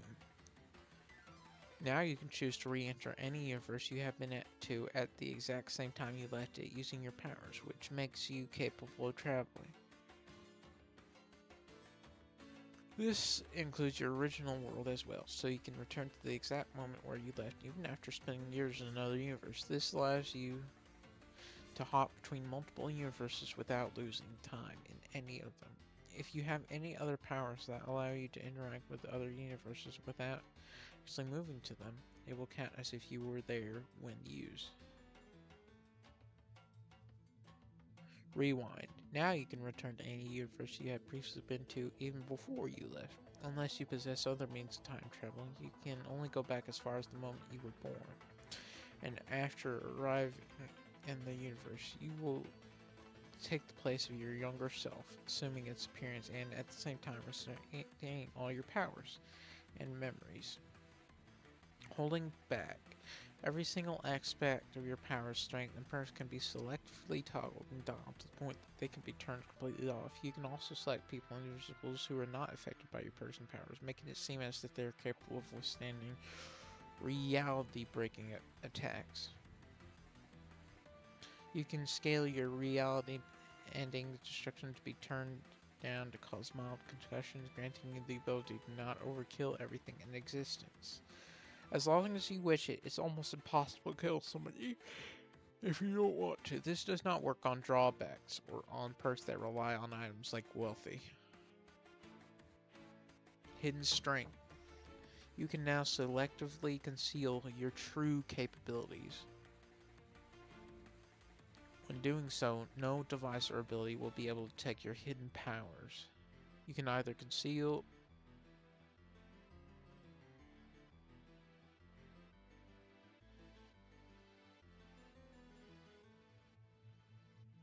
Alright, just making sure. So you can see your true capabilities. When doing so, no device or ability will be able to detect your hidden powers. You can either conceal any or all of your powers and skills completely, appearing as if you never possessed them in the first place, hide only one aspect of those, or alternatively just limit the typical level of strength, appearing weaker than you truly are. Red herring, required to explain. You now have control over how others interpret the nature of any and all of your powers and abilities. For example, you can disguise any of your powers so that they appear to belong to a completely different power system, such as masking your magic's powers as psionics, and vice versa. This is so powerful that even if the nature of the powers may be revealed through something like a blood test, everyone will still come to the conclusion that your powers are exactly what you present as.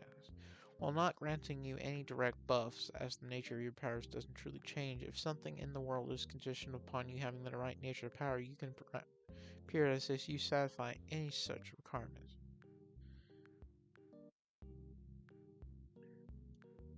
Accentuate the positive. You are now immune to the negative side effects of power sources from outside yourself. Whether combat drugs, enchantments, items, divine blessings, curses, and anything that empowers you, or that you wield in some manner. This means that if a drug can enhance your strength tenfold but reduce your life by half, you can take it as you please with no worry for the cost, as it doesn't impact you. Likewise, if an item granted you the power to see the future at the cost of inevitable madness, feel free to use it as you please, as your mind remains as sharp and clear decades after as before you even touch the item.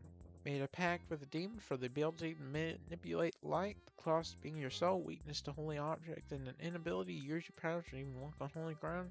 Walk into a church, pray, utilize your light to create an interesting spectacle for the practitioners, and fret not, for your soul is still your own. This also comes with complete immunity to addiction.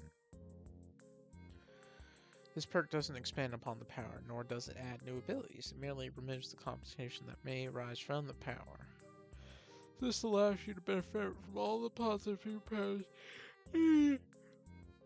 Negative mechanics and complications wiped away, or shifted to be non-detrimental, such as demonic forces, natural weakness, and aversion to holy objects. It would not, however, add new aspects. It removes negative effects and factors. It doesn't create new beneficial ones. Eliminate the negative. You are now immune to the negative side effects of your self-derived powers. For example, magic that may have used your emotions and or stamina to field its power now has a separate pool to draw upon so as not to leech off you. Likewise, any aspect of your abilities that affect your mental state, your body, your soul, yourself in a negative manner is wiped away or shifted to a non-detriment. Meaning, consumption makes you weak to green kryptonite, your body becoming sick, your power stripped away from you and dying if exposed long enough. In order to a high enough dosage. Now chuck that now useless rock as if it were some common quartz rock. Let those girls think they have a chance because they've got their magic bullet, only to laugh in their face as that bullet does nothing. Your magic leaves you barely able to stand, fogs your mind, or scars your soul. No longer fire as many spells as you wish, while your health, body, mind, and soul remain unfazed. Your magic instead draining a separate pool that replenishes over time. Your bloodline grants you the power to enter a form that gives you phenomenal cosmic power in exchange for giving up your humanity. Feel free to ship back and forth as you wish and enjoy the benefits of remaining who you were with all the pleasures of having all that power. This perk doesn't expand upon the power, nor does it add new abilities. It simply merely removes the complication that may arise from the power. This allows you to benefit from all the positives of your power. This sounds just as fun as reading a legal document for some people, I bet. This allows you to benefit from all the positives of your powers and any drawbacks to your powers, biological traits, or magic system that may have held any negative complication or mechanics have been wiped away or shifted to be non-judgmental. What this means is that for something like a Kryptonian, it would remove the power's natural weakness to kryptonite, but not its dependence on sunlight. Nor would it grant new abilities to shore up perceived limitations. It removes negative effects and factors. It doesn't create new beneficial ones. Platinum Kryptonite. Alongside eliminating any drawbacks from your powers come with, you can turn them into strengths. Whenever you encounter an effect that would naturally weaken or debilitate you as a result of the powers you possess, you are instead enhanced by the same margin. For example, as a Kryptonian green kryptonite would amplify your power to put you as far away in strength from your normal form as you are to humans. This applies automatically, however you can choose for it to not take effect if you wish for any reason. Comic book physics. In some universes, some champions of justice travel through the atmosphere at superluminal speeds without igniting everything for miles and lift buildings even though they should crumble due to structural integrity. And now you can't, so can you. Now, not only do you have any required secondary powers might require to be used without horrifying or destructive implications, but provided you have the powers for it, you can lift buildings without them falling apart, go at speeds in the multiple digits without destroying everything if you don't want to. You now have complete control of the amount of collateral damage your attacks can output, such that a planet-busting punch will only affect your enemy, not the planet itself. It all just works. You find it easier to make friends, and the friends you do make are in it for the long run. Friendly. Joys of friendship, passion of rivalry, communication, connection. Some people might think you're the child of a shonen hero and a magical girl, given how easily you can form and maintain so many friendships at once. Those bonds are genuine and deep, and they begin to have a positive impact on those you connect with. As a result, they become better at communicating their feelings and intentions to others, having someone with them that can freely At first, it may seem like you and them are only getting better at feeding each other, but as time goes on, both you and they find that exponentially improving thanks to having someone to compete against. Even something as simple as complex as ideas is right through this competition. For you, friendship almost seems like a power in itself, though no giant friendship lasers included. You'll have to look elsewhere for that. Explain. You find it easier to explain how your powers work, and people have an easier time accepting it in a way that works for them. There can't be some misunderstanding on what you can or can't do unless you purposely makes yourself will be forcibly shoved into some random explanation. Maybe your magical totems or some kind of tinker restriction or psychic powers or some kind of PR move. If you choose to, even doctors doing medical scans would treat the strength growth in your brain as normal. A significant other. Through a stroke of fate, you either have or will soon find your soulmate. Maybe, lovesick. You may choose whether or not your chosen student suffer Yandere syndrome. They perceive both increased muscle density and the behavioral changes. You may choose how badly it affects them, from sweet and a little possessive and overprotective to others psycho, willing to do murder suicide at the drop of a hat and everywhere in between. Peaceful life. With all those troubles that come with a super life, you can never have enough me time. This perk helps you by letting all your troubles take a day off. A Eldritch monster trying to devour reality, and you are the only one who can stop it, relax, and won't help it until you have your free day. You're just planning to take over the world? Relax, that won't happen when you are playing your games or having a date or even on the beach. This perk takes action from time to time while you're relaxing or too stressed. World clean. Your body will be completely self-cleaning. But whispering a felt. Not only that, but you also carry warmth that on those ranks such that everyone smells you. Art style. You can choose the art style and visuals of whatever universe you're in on the fly. This doesn't functionally change anything, and you're the only one who notices, but sometimes the universe badly needs a redesign. You can mix and match styles and even set conditions, like if, for example, you wanted anything in the universe to look as gloomy as normal, but in costume capes look like four-colored comic book heroes. That said, this isn't a thinker power, and you can't use it to cheat. For example, you can't pull the old video game trick by having plot important items that look significantly more detailed than regular ones. Merge. You are not just you, but a combination of yourself and another. Pick someone else that could fit into one of the meta target options, and both such meta options are now combined into one. You can choose how this meta from being permanent. Why I'm married to another as well, or maybe they simply pass life they can now emit two rare simple. No. Power tweak. You can change how some aspects of a power object or power or perks of yours work. This doesn't make it more powerful, but can change some of its mechanics.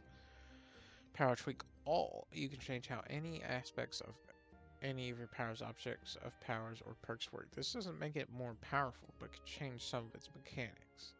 You can use this to alter mechanics of some of your powers, or OOPs. A single one of them, fuse all of them, or allow them to be expressed through one power object, or any combination or alterations you can think of. This doesn't allow you to make yourself more powerful on its own. Tailor-made. Your powers, OPs, objects of power, and perks are all adjusted to fit you perfectly. This little nuances and the subtle details that you may have otherwise overlooked or miscalculated are no longer an issue.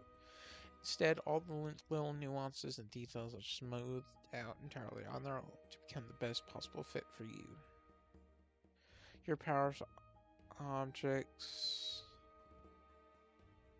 of powers and perks aren't just fixed in at one point in time, instead they'll alter and shift to completely match you perfectly. This also allows you to manually make adjustments at will, freely shifting it to suit your needs, although you can always allow default back to shifting into an normal state for you once more. Countdown. Once you have defeated Zion or any equivalent enemy in threat, not necessarily power, to whatever universe you're in, any self-targeted powerbacks you have chosen will be removed. Examples: monologue, troubling, etc. This specifically targets the side effects, limitations, and other adverse consequences associated with the selected drawbacks. It is important to note that certain drawbacks may require the achievement of specific goals for their complete removal. So in such cases, the associated drawbacks will persist until the designated objective has been successfully accomplished. Examples: CYOA, Summer Camp, and Barrier Target. This perk will also activate after 25 years, even if you don't defeat Zion or an equivalent enemy. Apply to drawbacks that involve armament chances or the acclamation drawback. Protection against evil. Require golden perks. The strength of your drawbacks have been weakened. Now they aren't as absolute. For example, fairy goddess will make it that won't lesting Une will not have entered the birdcage and may have an inclination for collecting your power. She will not actively hunt you down. Instead, her interest in you will be more passive, akin to curiosity rather than obsession. Brief protection. It will be a rush, landing in a new world. Everything is so different. I was able to give you a singular day to orient yourself where you went. Let your eyes bask in this new world and enjoy it briefly before your troubles are upon you. With your first purchase, you gain protection from external threats that could harm you or your powers. This includes Paragon users who can erase powers and time travelers who can alter your past.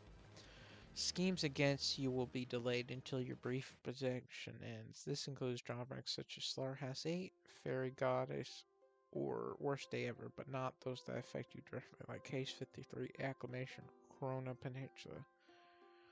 Brief protection lasts for 1 day per purchase. This time is based on your own perception, so it doesn't change if you travel in time. This protection also extends to your friends and family before the fall. Due to your temporary protection, your acquirement of abilities throughout your journey will occur after they've been taken from you once. It's a strange assignment or accident has affected you or your extra curse, or maybe your equipment has merely been seized by your enemies. Either way, you can expect a long lock back to a power that you've already tasted. Momentary protection. It will be a rush. Have fun. Like in a new world, everything is so different. Take the time to get used to that. Your eyes back in this one. Take the time to relax and have fun. With your first purchase, you gain protection from returns that is karma. This includes power. Until your measure ends. This includes drawbacks. It lasts for 1 month per purchase.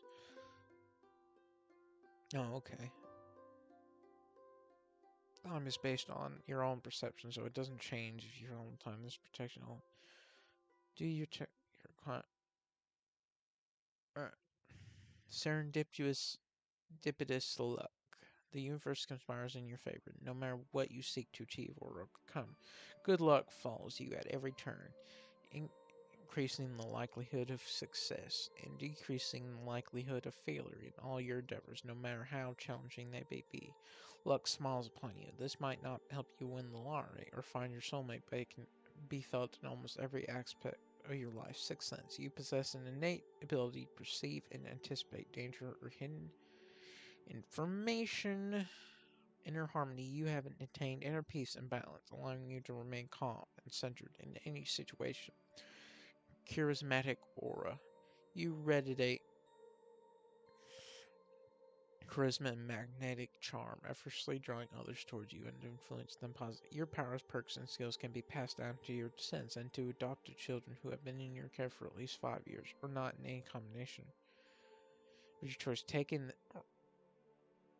this with reincarnation will allow you to retroactively add any of your powers, perks, and skills to any family members or loved ones in your new life in any combination of your choice. You can choose for their version to be weaker than your own, or with certain weaknesses, or to manifest different expressions of power.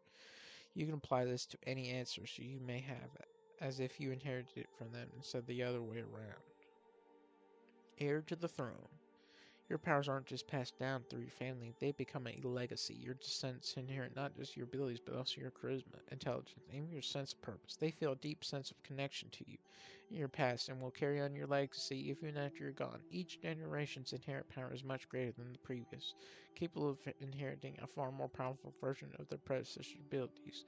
They will suffer no difficulty because of the increase in posting. You can also control whether they inherit a different expression of your abilities and what differences they possess, as well as scale back anything they would inherit if you wish. But this isn't just a one-way street. As your family grows, so does your power. Your abilities grow stronger with each new generation. You can feel their presence like a comforting blanket, even in the afterlife. Oh, that's nice. No matter what humanity, no matter what powers you take, no matter what changes you undergo, you will remain human. Whether this means you are mentally human, biologically human, spiritually human, fundamentally human, or all the above is up to you. But regardless of your choice, you will never lose the benefits, abilities, or physical might of any relative alternative race you picked, worryless. Those you care about, such as your friends and family or loved ones, are protected by fate similar to plot armor. They're protected from negative or unfortunate circumstances. Even when it comes to the supernatural, people are less likely to target them, and your enemies will prefer to use the other methods of getting to you. Beneath those, beings that are two or more magnitudes of power above you won't notice you unless you are explicitly brought to their attention. Even if they were to somehow learn of you, the information would seem to be of little importance, causing their mind to unconsciously prioritize other subjects over you. This also protects against any passive effects that they have that would affect you or protect against this perk. World knowledge. Upon entering a new universe, you will gain access to a comprehensive register of knowledge pertaining to that world. More information gaining an internet excludes not only the official canon, but also the inside notes of the authors and or creators, ensuring that you are well equipped in that you're entering. Teacher. Shortly after arriving in your chosen verse, someone with the skill or power you want decides to take you as an apprentice, whether skill or power and their upgrades you choose. They are a master and will do everything they can to mentor you through your journey towards the same mastery and beyond. You can only choose one skill or power. However, you can choose the entirety of the power upgrades and add-ons included. That's cool. $1,000,000 woman required. First day. Drop in the original character, twin, sibling, family member, or character insert. Bad news, your worst day, even worse. You've suffered terminal body failure. Once the day is done with you, your body was mangled beyond recognition. Your brain and mind only survived by pure chance. Good news, to be fair, seems your body's remains were salvaged, and your mind digitized, and you were transformed into a construct. You can now choose a chassis and modules in the character section. Tinker Construction. Your Biobot slash Android slash Biomorph slash Construct body is now Tinker Tech instead of normal tech. You can maintain yourself even if you aren't a tinker yourself, but only a tinker can modify or improve your body. If you possess relevant tinker powers, your body incorporate tech from their library. Otherwise, you are simply generic tinker tech. Esoteric construction. Your robot now incorporates esoteric, such as magic or other advanced technology available in the Charlotte section. If you possess a relevant powers, your body incorporates tech from the library. Generic advanced tech. Golden perks. Your perks have evolved, making them inordinate magnitudes stronger. For example, if before a perk protected you from mine from most of the attacks, it would now protect it from everything. Should a perk not be able to go a tier higher, it would develop beneficial side effects that expand the scope of what it can do. I don't get it. Gaze your eyes, tune your ears, witness the snap of sanity, the scream of existence unraveling. Feel it, hear it, understand absolutely nothing. They say that looking upon an Eldritch horror can make you mentally snap and the void staring back will have you cease all brain functions. Well, you can safely say that's a load of crap. When you looked at Cthulhu, you saw a bipedal squid. And when you looked into the void, you didn't see anything. I get it now, but not really. Now, instead of being unbothered by everything because you are unable to comprehend it, now you are unbothered by everything because even though you get everything, you just simply don't get what about it bothers others. Sure, Cthulhu looks all scary and his appearance is definitely a bit unique and quite a bit impossible. However, you really don't get why that can be mind-shattering. I like that. Neutralized. Foreigner. An odd situation normally comes up if you're not from a certain universe or were originally not from there. Would certain universal concepts or restrictions apply to you? This person says that. Now you've immune to any negative concepts and restrictions resulting from its settings, interactions, rules, and metaphysics. Whereas taking the psychic power may have made you vulnerable to the warp corrupting or devouring your soul in the 40k universe, now you're treated as if you were utilizing your power in a foreign setting with no warp.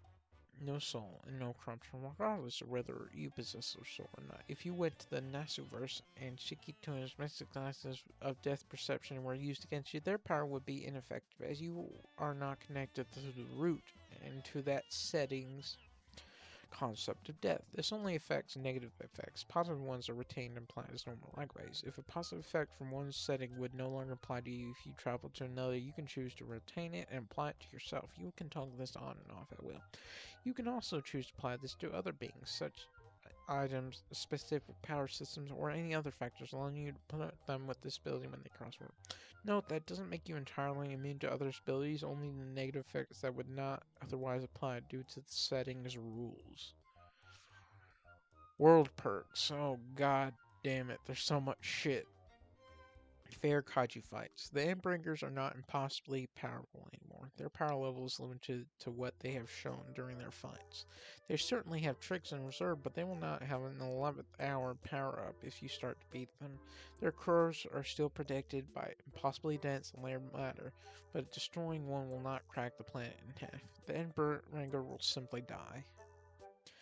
Extras not included. No matter what, other Endbringers won't awaken or activate from another Endbringer's death. With this, you will only have to worry about the Similar, Leviathan, and Behemoth. Killing one is easier said than done, though.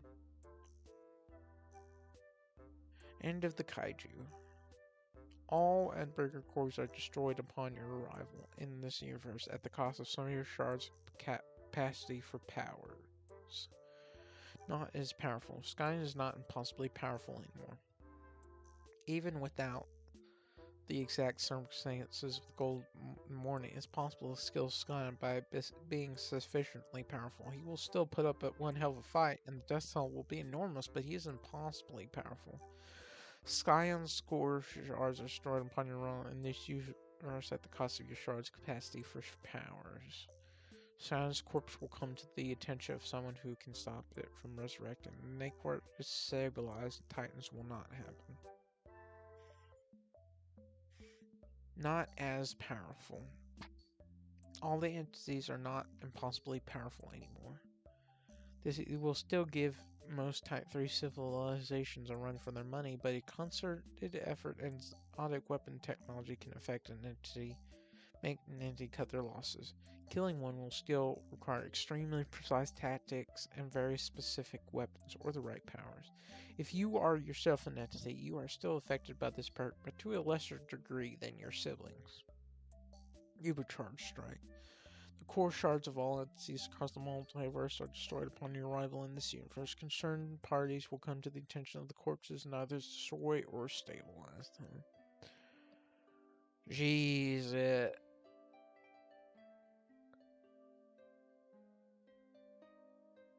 Oh god. I read all that shit.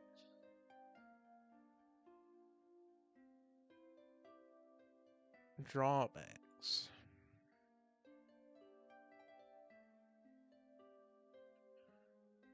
Case 53.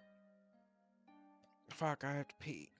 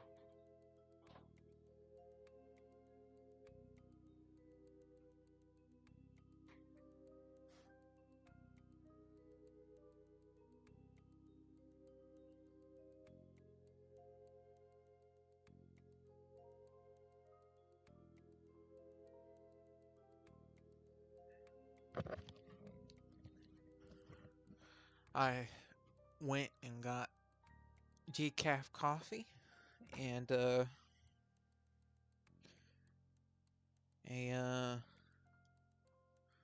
some warm socks. Oh yeah. Case 53. Drawbacks are side effects that harm or hinder you. Your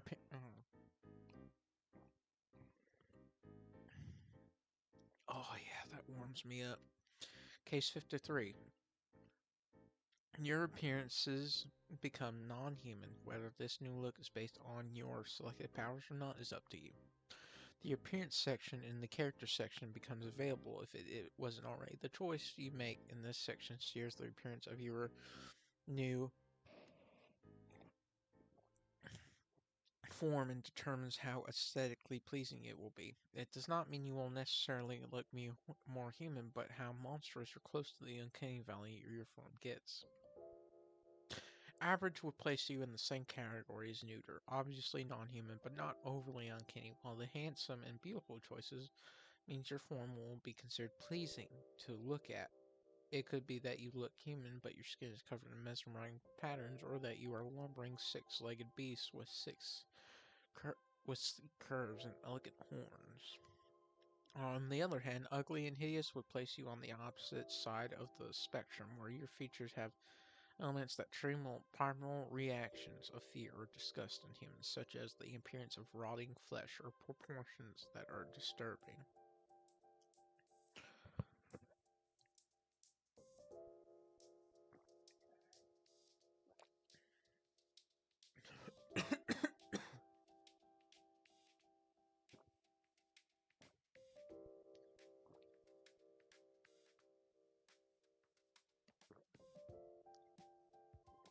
Ah, shit, I suck that sucker down. I slurped that sucker down. Case 53. Gain, you are a product of the organization Cauldron. As a Case 53, you exhibit both their signature tattoo and the typical side effects of amnesia. Being unable to recall any memories from your life before receiving powers. While this means you are removed from your debt favors, it also means Cauldron knows your powers. Pint-sized. Your body is aged down to somewhere between 6 and 12 years old. What was that?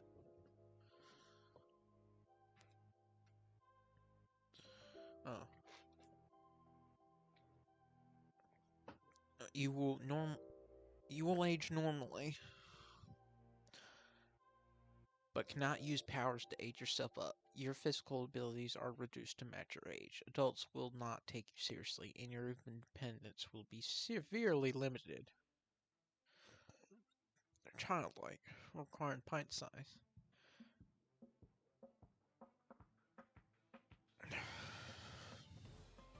You do not visibly age. Not to be confused with the inability to age, you will still grow old, suffer the issues of age, and die. However, appearance-wise, you will always look like a child. Powers and perks cannot permanently negate this. However, temporary power-ups can allow you to look like an adult while under its effects. Once the conditions for countdown have been achieved, you will be able to age normally.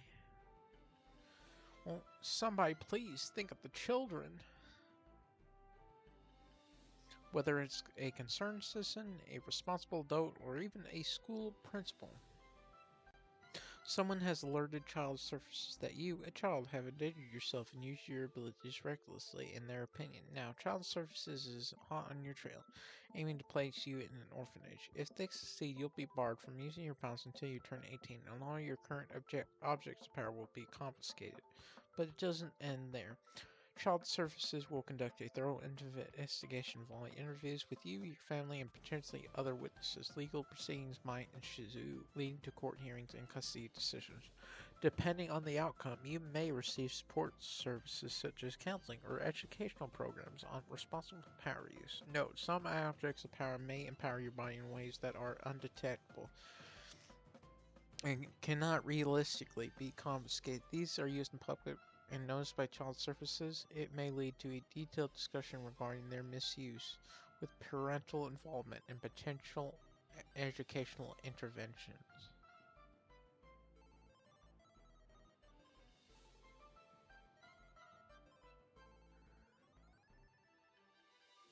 Conscious gaze. Regardless if you're immune to master stranger powers or not, you have a gaze on you. A gaze is a compulsion you must obey, being calmly irresistible to break. You are aware of your gaze and are not affected mentally by it, but if you are trying to resist the gaze, you won't be able to. It may make your body move on its own if you try to dissipate. If your chosen gaze were to be a good person, you would find yourself forced to do things you felt a good person would do. The more specific the gaze, the more debilitating, impossible, and painful it is to resist. The gaze is extremely general, such as to be a good person, you could get away with being an asshole or even petty theft with only some heartburn. But if it was something on the line of not stealing, then if you tried to steal, you'd find yourself paralyzed and feeling as if hundreds of red-hot needles were forced into every nerve on your body. You forget.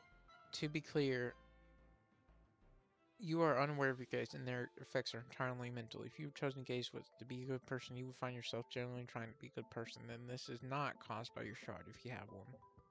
To be clear, you forget you chose this perk, even if you remember all your other choices.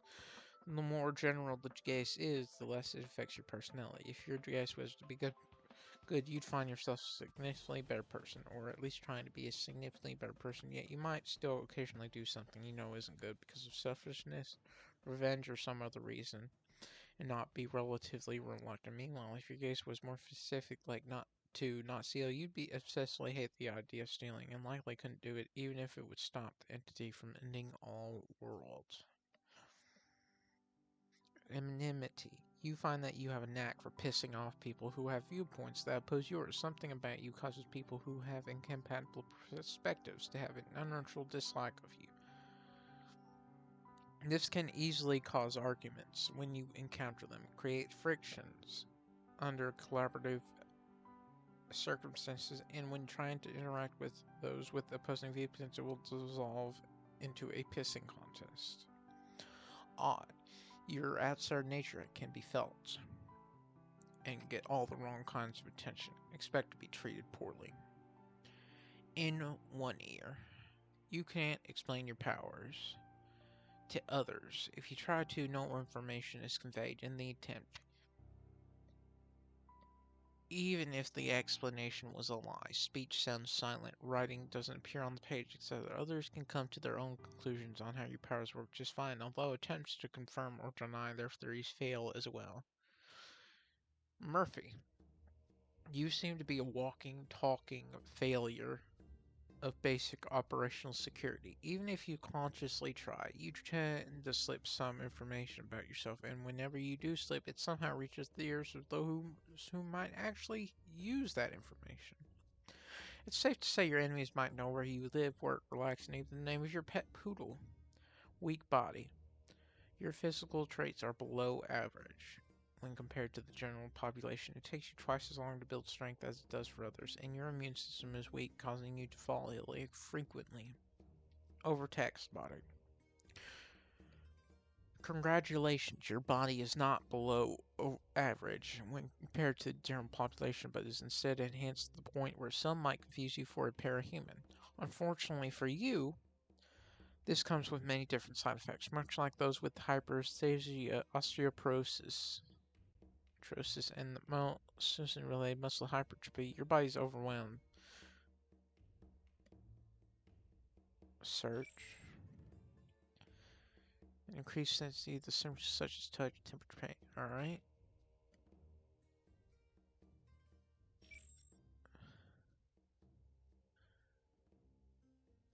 Oh.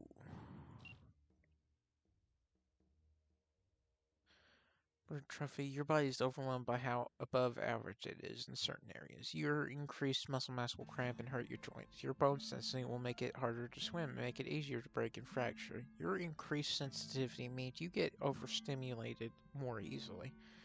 Your body is overall more prone to disease due to nutrients being taken by your muscles and bones. You are stronger than others, sure, but without careful regulation of your health, you will easily become racked with sickness and pain. Terminally ill. 3. You're not just weak, you are terminally ill. Whether it be cancer, heart disease, or some obscure... Hold on 1 second. Hey. What's up?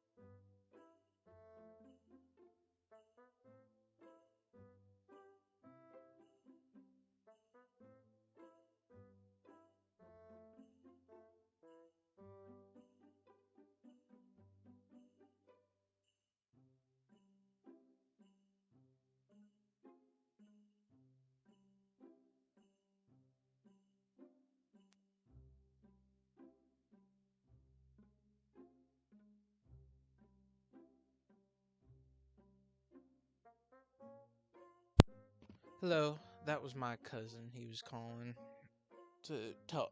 Well, not talk. He needed something, and I helped him out. Alright. Terminally ill. You're not just weak. Oh, you cannot fix this with your starting powers, but can gain something that will. Disease. Your poor constitution resulted in you getting infected by some kind of disease. It could be mundane or magical in nature, but it is currently incurable. A cure may eventually be discovered. Until then, you must navigate life with this infliction, adapting to its challenges and finding ways to manage your symptoms as best as possible. Symptoms could include chronic fatigue, periodic fevers, intense muscle pain, and sporadic coughing fits. At times, your condition might flare up, leaving you bedridden and unable to perform the simplest of tasks. Okay, good. Lethal disease. Your disease is lethal. This illness, incurable with current knowledge and treatment, relentlessly weakens your body. With time, there may be hope for a remedy, but for now, you must endure the debilitating effects of this disease. The symptoms and weakness in your body becomes more pronounced each day, forcing you to adapt and persevere in the face of your grim prognosis. Curse disease. Your curse manifests as a disease that slowly breaks apart your body. Every time you use your powers, your body not only suffers for it, but the disease rapidly accelerates. Each use of your abilities takes a toll, causing your muscles to weaken, your bones to ache, and your very cells to deteriorate. The more you rely on your powers, the more severe the symptoms become, increasingly difficult to control. As the disease advances, you must grapple with the harsh reality of your condition. Each decision to use your abilities carries the weight of knowing it may hasten your decline, yet there are moments when you have no choice but to risk it. It's called suffering. 1 year after your arrival, you will suffer a horrible, unavoidable death. This death will be torturously painful and traumatic.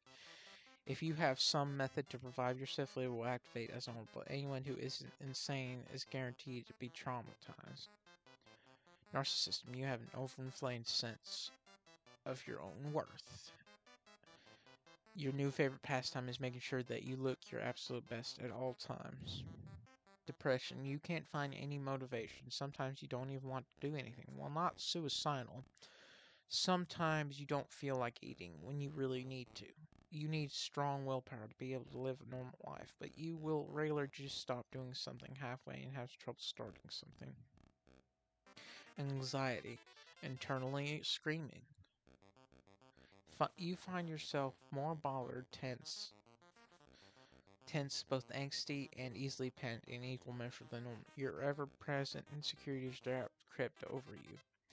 A constant sense of doom or danger with no discernible direction permeates, occasionally, and you're skittish at best and high-strung at worst. The occasional bit of setback or confusion causes a downward spiral. With stressful environments, your greatest enemy. A sense of apprehension or awareness spikes across any person you encounter. You pace with almost a sense of contained frankness. A coiled spring, ever vigilant, sweeping gazes, deep-seated dread as your beloved companion. Panic attacks. Your anxiety can reach a boiling point where you suffer from panic attacks. Either the closer you are to your deepest fear or wavering confidence reaches a fever pitch, where often the courses of action to prevent future attacks is avoidance, distraction, and the nurturing of maladapted coping mechanisms. Courage. I learned courage was not the absence of fear, but the triumph over it.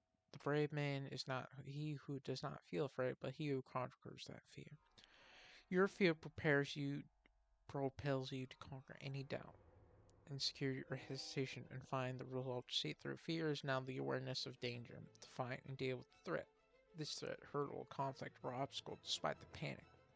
You experience boiling in your veins, facing what you're afraid of relentlessly while gaining vigilance and precaution.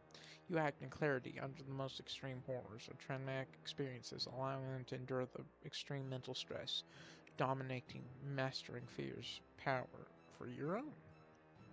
Wrath. You find yourself slightly more easily angered than usual. If you were normally calm and composed, then you find yourself making harsh retorts or giving others the cold shoulder a bit more often. Well, if you had only had the emotional intelligence of a baby larva, then even the slight insults towards yourself would fill you with fury. Slothful. You often find yourself falling victim to the siren call of procrastination, continually putting off tasks until the last possible moment. The weight of fatigue seems ever present, sapping your energy. Blah blah blah blah. Sin of sloth.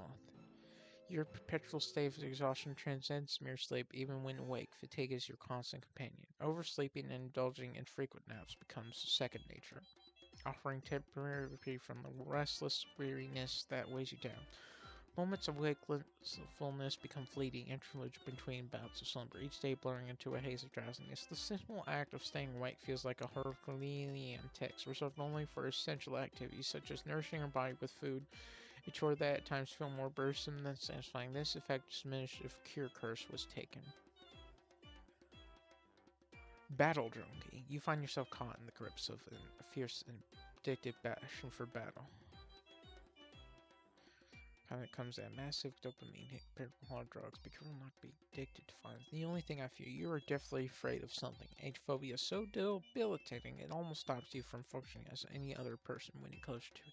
You are aware of it. You can't help how frantic you feel about it. It could be anything from insects holes in the ocean to open spaces or large groups of people, etc. You panic at the mere sight of it, and if you force the issue, you might even faint. Indecisive nature. You struggle with confidence in making decisions, leading to frequent hesitation and second guessing. You find it difficult to assert your opinions or make persuasive arguments, hindering your leadership. Your delays progress and may lead to missed opportunities or unintended consequences. Even your skill development is hindered by self-doubt, making it hard to decide which skills to improve.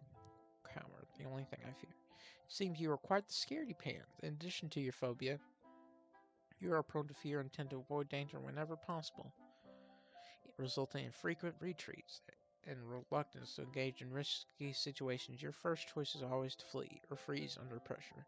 You appear unreliable or untrustworthy. Your instinct is to choose the safest, often less rewarding path. You gain a tendency to hoard supplies for fear of future scarcity.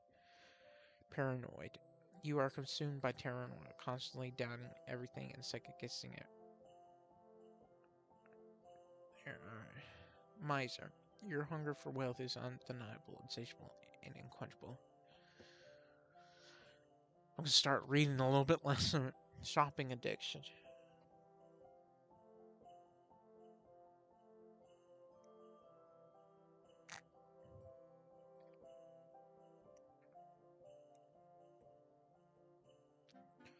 Old dog.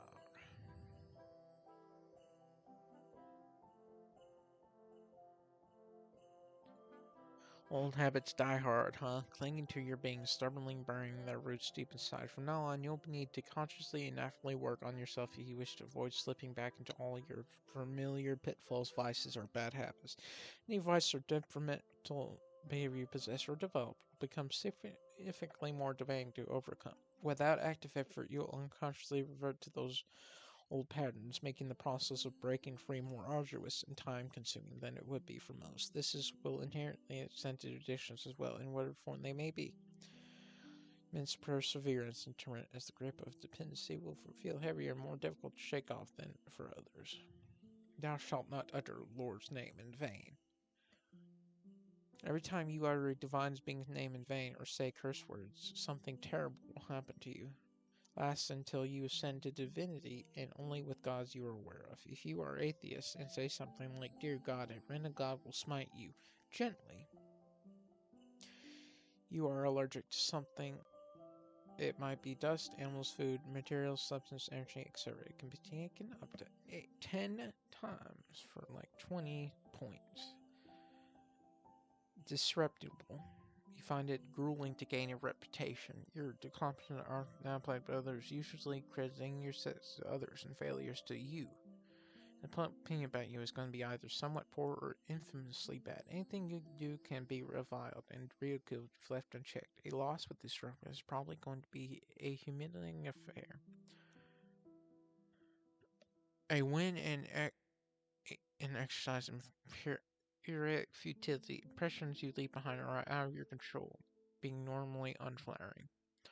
No matter what, you cannot keep your secret identity. Wanted locally, you attract the interests of a local group. Like the PED, AV, or the ambassadors of the TP end up in my center. They will either want to recruit you or not. In that group, another will not appear. You move location, you will attract the interest of another group. You attract the interest of a group with national or international reach, like the PRT, CYOA, the elite, etc. World and parallel worlds. You have caught the attention of a group either possessing national or international reach into multiple parallel worlds of your setting. So for Earth, bet it would be parallel worlds like Alf, Shin, Gimel. Since from that remains child to other. You have caught the attention of possessing national or international access to travel to other. This group, intrigued by your potential or threatened by your presence, seeks to recruit you for their purposes or eliminate any potential competition you may pose. Fugitive. At some point after you arrive, you will be wrongfully accused of a serious crime that you did not commit. You will be forced to go on the run, and manhunt will be instigated by the local law enforcement agency, says the PRT. The seriousness of the crime and apparent evidence against you is strong enough that if you are caught, you will be found guilty and likely given life imprisonment, the death penalty if you undergo a fair trial. You can potentially exonerate yourself if you gather enough evidence to prove or convince them of your innocence. Outside of Earth Bet, this drawback sense you being wanted by the closest thing to a local government law enforcement agency within whatever world you choose, such as the Aurors in Harry Potter. Blood-stained hands. Before you were wrongfully accused of a crime you didn't do, now you have instead been forced to carry out the crime you were accused of, even if you were unwilling. The worst part? No one knows. To law enforcement, you are the same fugitive as before, only now the evidence is undeniable.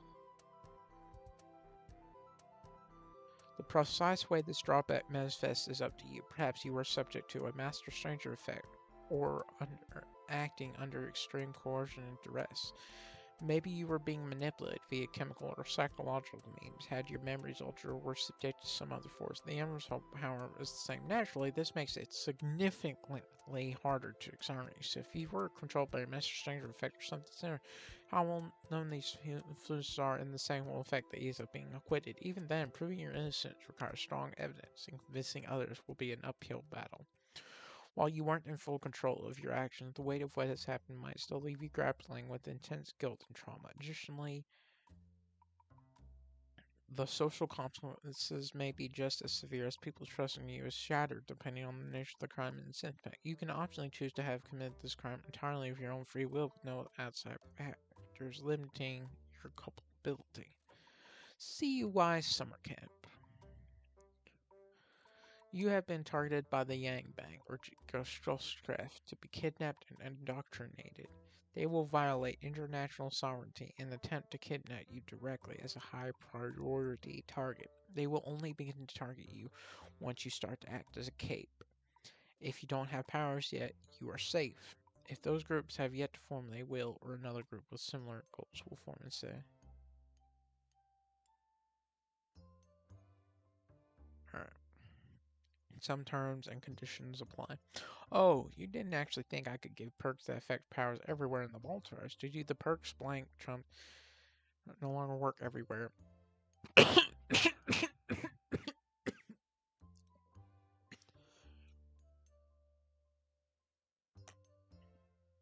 No such thing as absolute perks.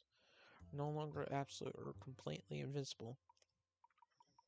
As may be able to overcome, however, these perks simply possess a high level of effectiveness and efficacy is against higher tier opponents may be reduced. For example, Contessa may not be able to pass you, but she can simulate you, like she did for anyone. If you take either only a stiff deals an absence or count on, then its effects are only partially negated. I was even think wouldn't be otherwise, whereas your purpose you know complete remove your driver sorts if we mainly just alright. Work for it. Women throws only provide about half their benefits columns per with training, it is possible to restore them in a previous state, not possible to restore a person to an absolute state. Definition of insanity. Instead of having an indomitable will, You are very stubborn to agree that some would call downright stupid. You're the type of person to keep throwing your head against the wall time and time again until the wall breaks or your head does. And even then, you will try throwing your head against the wall again. You will keep trying the same solution to the same problem, even if it doesn't work the first time and shows no chance of success. Double tap. It is now possible to pseudo-trigger your non-absolute powers back to being absolute. This does require you to have them train back to their strength, and no such thing as, and of course, a traumatic event. Same start, same speed. The growth of your perks is now affected by any additional drawbacks from lead to gold. Made by golden perks also require additional training to achieve. Well, where have I heard that before? You forget everything you know about Worm. Why? You had a chance to save everything, stop the bloodshed, and save the multiverse. Well, that's still a chance. If you have got a backup that will save everyone, or that you'll be powerful enough to save everyone by chance. Please don't pick this without backup, especially not if you choose to arrive on April 8th, 2011. No, if you pick alternate Earth, crossover knowledge of whatever other worlds you chose will be erased from your knowledge. Clean slate. You forget everything from your current life. You are like a walking duckling who has no clue what everything is unless you have Wild Bob's prediction. Any friends your current life made, any family, any memories, you don't remember them. Half of who I am. You forget a large part of everything from your first life except Wild Bow's predictions, while you forget a lot of facts such as the name of your parents or maybe even yourself. You still remember important key information like pets you had or events that shaped your personality. While you no longer remember your past self, the memories you do have make it so you still retain your personality, goals, emotions, and overall identity. Selective amnesia. You forget everything in your first life except Wildbow's predictions. Wow, that's some serious dedication. You don't remember your thoughts or feelings about Wildbow's predictions, just the facts.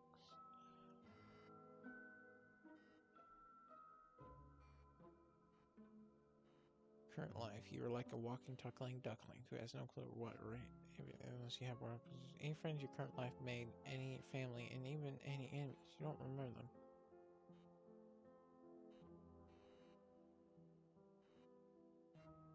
Required reincarnation or character insert. What do you mean I did this to myself? All the choices you made leading up to your dimensional display have been forgotten. Now you won't even remember all the extra help and challenges Rob has given you for your journey. You will help keep all the perks, drawbacks, missions, powers, skills, and items you have chosen, but will have to rediscover yourself what exactly these are. You will still have a faded meeting with your companions. Truck Coon, your trench to the world wasn't quite a clean nap. Instead, whatever sparked your trench to this world and an important cause for it was your traumatic death in the previous one. You have a supernaturally clear memory of how you died, and will find it difficult to fully suppress recalling it when related things come up. Nightmares required. Your amnesia fails to fully scrub the memory of your death from your mind, merely causing it to seem more like a persistent, weirdly realistic daydream than a straight-up memory. Your conscious mind may have trouble remembering it fully, but your subconscious does not lead to nightmares, instinction, disorientation, blah blah blah. Banana peel. Your death was not only traumatic, it was also incredibly embarrassing, as well, whether it be by it being easily avoidable or even just being inherently comedic and mockable. Smarmy asshole. You are incredibly annoying. Inverted controls. You experience an unusual reflex occasionally where your senses will invert, leading to a temporary disorientation, such as you may perceive colors as inverted, hear sounds in reverse, or even sensations like hot and cold swap. These episodes can turn randomly and last for random durations. Druggy, you know what that means. Alcoholic, depressive drunk, reckless drunk, blackout drunk. Regu Hibiki. Good news, you have a teleportation power. Bad news, it only works when no one is looking at you through mundane means. You can't control it. It's also global in scale. This drawback only activates every 24 to 48 hours, and after this drawback triggers, you cannot teleport further than 10 kilometers from your landing spot for 1 hour. Reluctant Dimension Hopper. Required Ryogo Hibiki. Who is Ryogo Hibiki?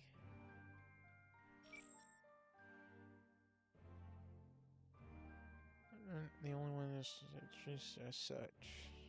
Can he teleport?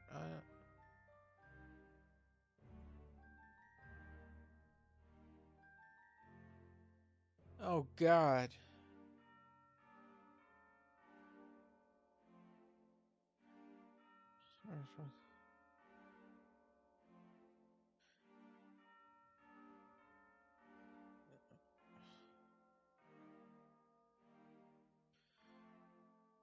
That's great. Which is appears to it and has its of buildings. Unless it's not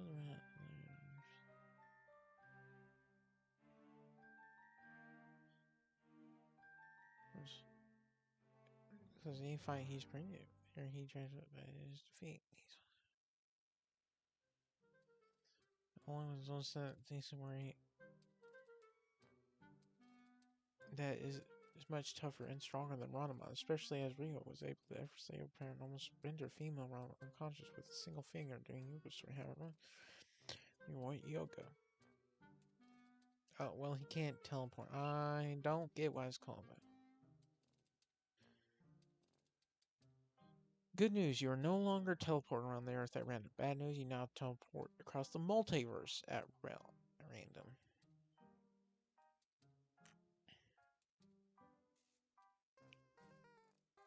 You are stuck in the leaves you arrive in for 1 hour. You will not be teleported somewhere where you instantly die, such as a volcano or space, and when your hour is up, you are returned to a random place from the place you left. You can optionally choose to extend your stay at the destination for any amount of time until the next time the drawback triggers. The places you arrive have a 1 in 3 chance of being beneficial, such as inside Scrooge's McDuck's Vault, a 1 in 3 chance to be benign, such as Marin Street King's Landing, and a 1 in 3 chance to be dangerous, such as Northrend or the Outlands in World of Warcraft. This drawback wears off after 100 jumps. It only activates once every 5 to 7 days. This interval can be increased with power trick, but it will increase the time you may stay at the destination proportionally. But it will increase the time you must stay at the destination proportionally. You can also activate this power drawback yourself before the deadline, up to once every 24 hours. Cell Tracks Entertainment. Required for the adventurers. The destinations this route sends you are more dangerous too. You have 1 in 6 chance to arrive somewhere beneficial, a 1 in 3 chance to arrive somewhere benign, a 1 in 3 chance to be sent somewhere dangerous, and finally have a 1 in 6 chance to be sent somewhere deadly, such as the jungles of Kaikan or Kamara in Warhammer 40k. Though the latter does not mean you will not die immediately on arrival. You are guaranteed at least a chance to survive, but it will not be easy unless you are powerful. This drawback, I think you mean to rate, will die immediately on arrival. This drawback wears off. This drawback wears off after 75 jumps and only activates one every 10 to 15 days. Friend of the Doctor. For the adrenaline junkies, the destination this drawback sends you are 2 or more destinations. You have 1 in 6 chance to arrive somewhere benign, a 1 in 3 chance to be sent somewhere dangerous, and 1 in 2 chance to be sent somewhere deadly. So we're going to 50 jumps. And only activates every 20 to 30 days. Stranded. One-way ticket to anywhere but here. When you teleport, you now stay around for longer than an hour. In fact, you don't return at all. Every jump will leave you stranded in a new dimension. You will also be stuck in this dimension for at least an hour, and with dimensionally transporting power will not work during this time. You can choose to delay your next jump and remain at your destination for up to 12 months. Luckily, every 3 to 5 jumps, you will be transported to your destination dimension. You will be able to stay in your original dimension for the time it takes for your job to trigger gen home away from home. Required never-ending adventure. You can designate any dimension you have visited previously as your home, and the power will periodically send you there instead of your original dimension. This can't be changed once a year This can be changed once a year at most. Never-ending adventure. This dimensional train has no brakes. This product never wears off. However, friend of the Doctor and future variants when the specified amount of jumps is exhausted until they reach the level of reluctant dimension hopper. After this happens, you can always choose to be sent to a higher destination on your next jump. Additionally, once the drawbacks have exhausted their mandatory jumps, you can extend your stays to any length of time, up to 10 years. Displaced. You've reincarnated and have lived a brand new life followed by your choices here, but the world you wake up is not the world you were reincarnated. It seems that rather than being reincarnated in the location chosen and setting, you've instead been dropped from another world, the world in which you've reincarnated. You may choose the scenario and how you came to be here, whether it was a freak science accident, an enemy technique that threw you here, or something stranger. If this is taken with Homecoming, you may optionally choose to have come here through a method of your choice. Maybe you're here on a mission from your homeworld, or maybe you were thrown here by accident, but you can easily get back. Maybe it's even a vacation destination for you and your family, or a world you spend half your time in. Your history and perks are affected by this. If taken without Homecoming, you'll have just been suddenly dropped off. Your family is in your reincarnation world, and perks and items such as a pencil, a fucking pencil, is only applied to your home world. If taken with Homecoming, you can choose how things such as family are affected. Locations that are chosen to your reincarnation world can be anything you like. Infamous origins. Your origin is not something most would be proud of. You could be a villain's child or a villain's marriage partner. Either way, people will know and distrust you because of it. Evil sibling. You were not born into this world as an only child. It does not matter if they are your older brother, younger sister, or even identical twin. What does matter is that they obtained an equal amount of power as you and have decided to use it for nefarious purposes. Your path in life will naturally cross theirs, and not in a good way. Should you become a hero, they will become one of your greatest foes. Become a villain yourself, and they will become your strongest rival. Even being alone will get you in your crosshairs as your business becomes one of their targets. Whether you can go back to a healthy sibling relationship is completely unknown. Only conflict is certain in your physical sibling rivalry.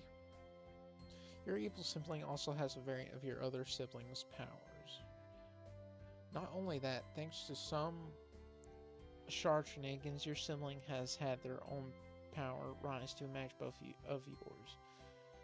This will cause butterflies. The family business.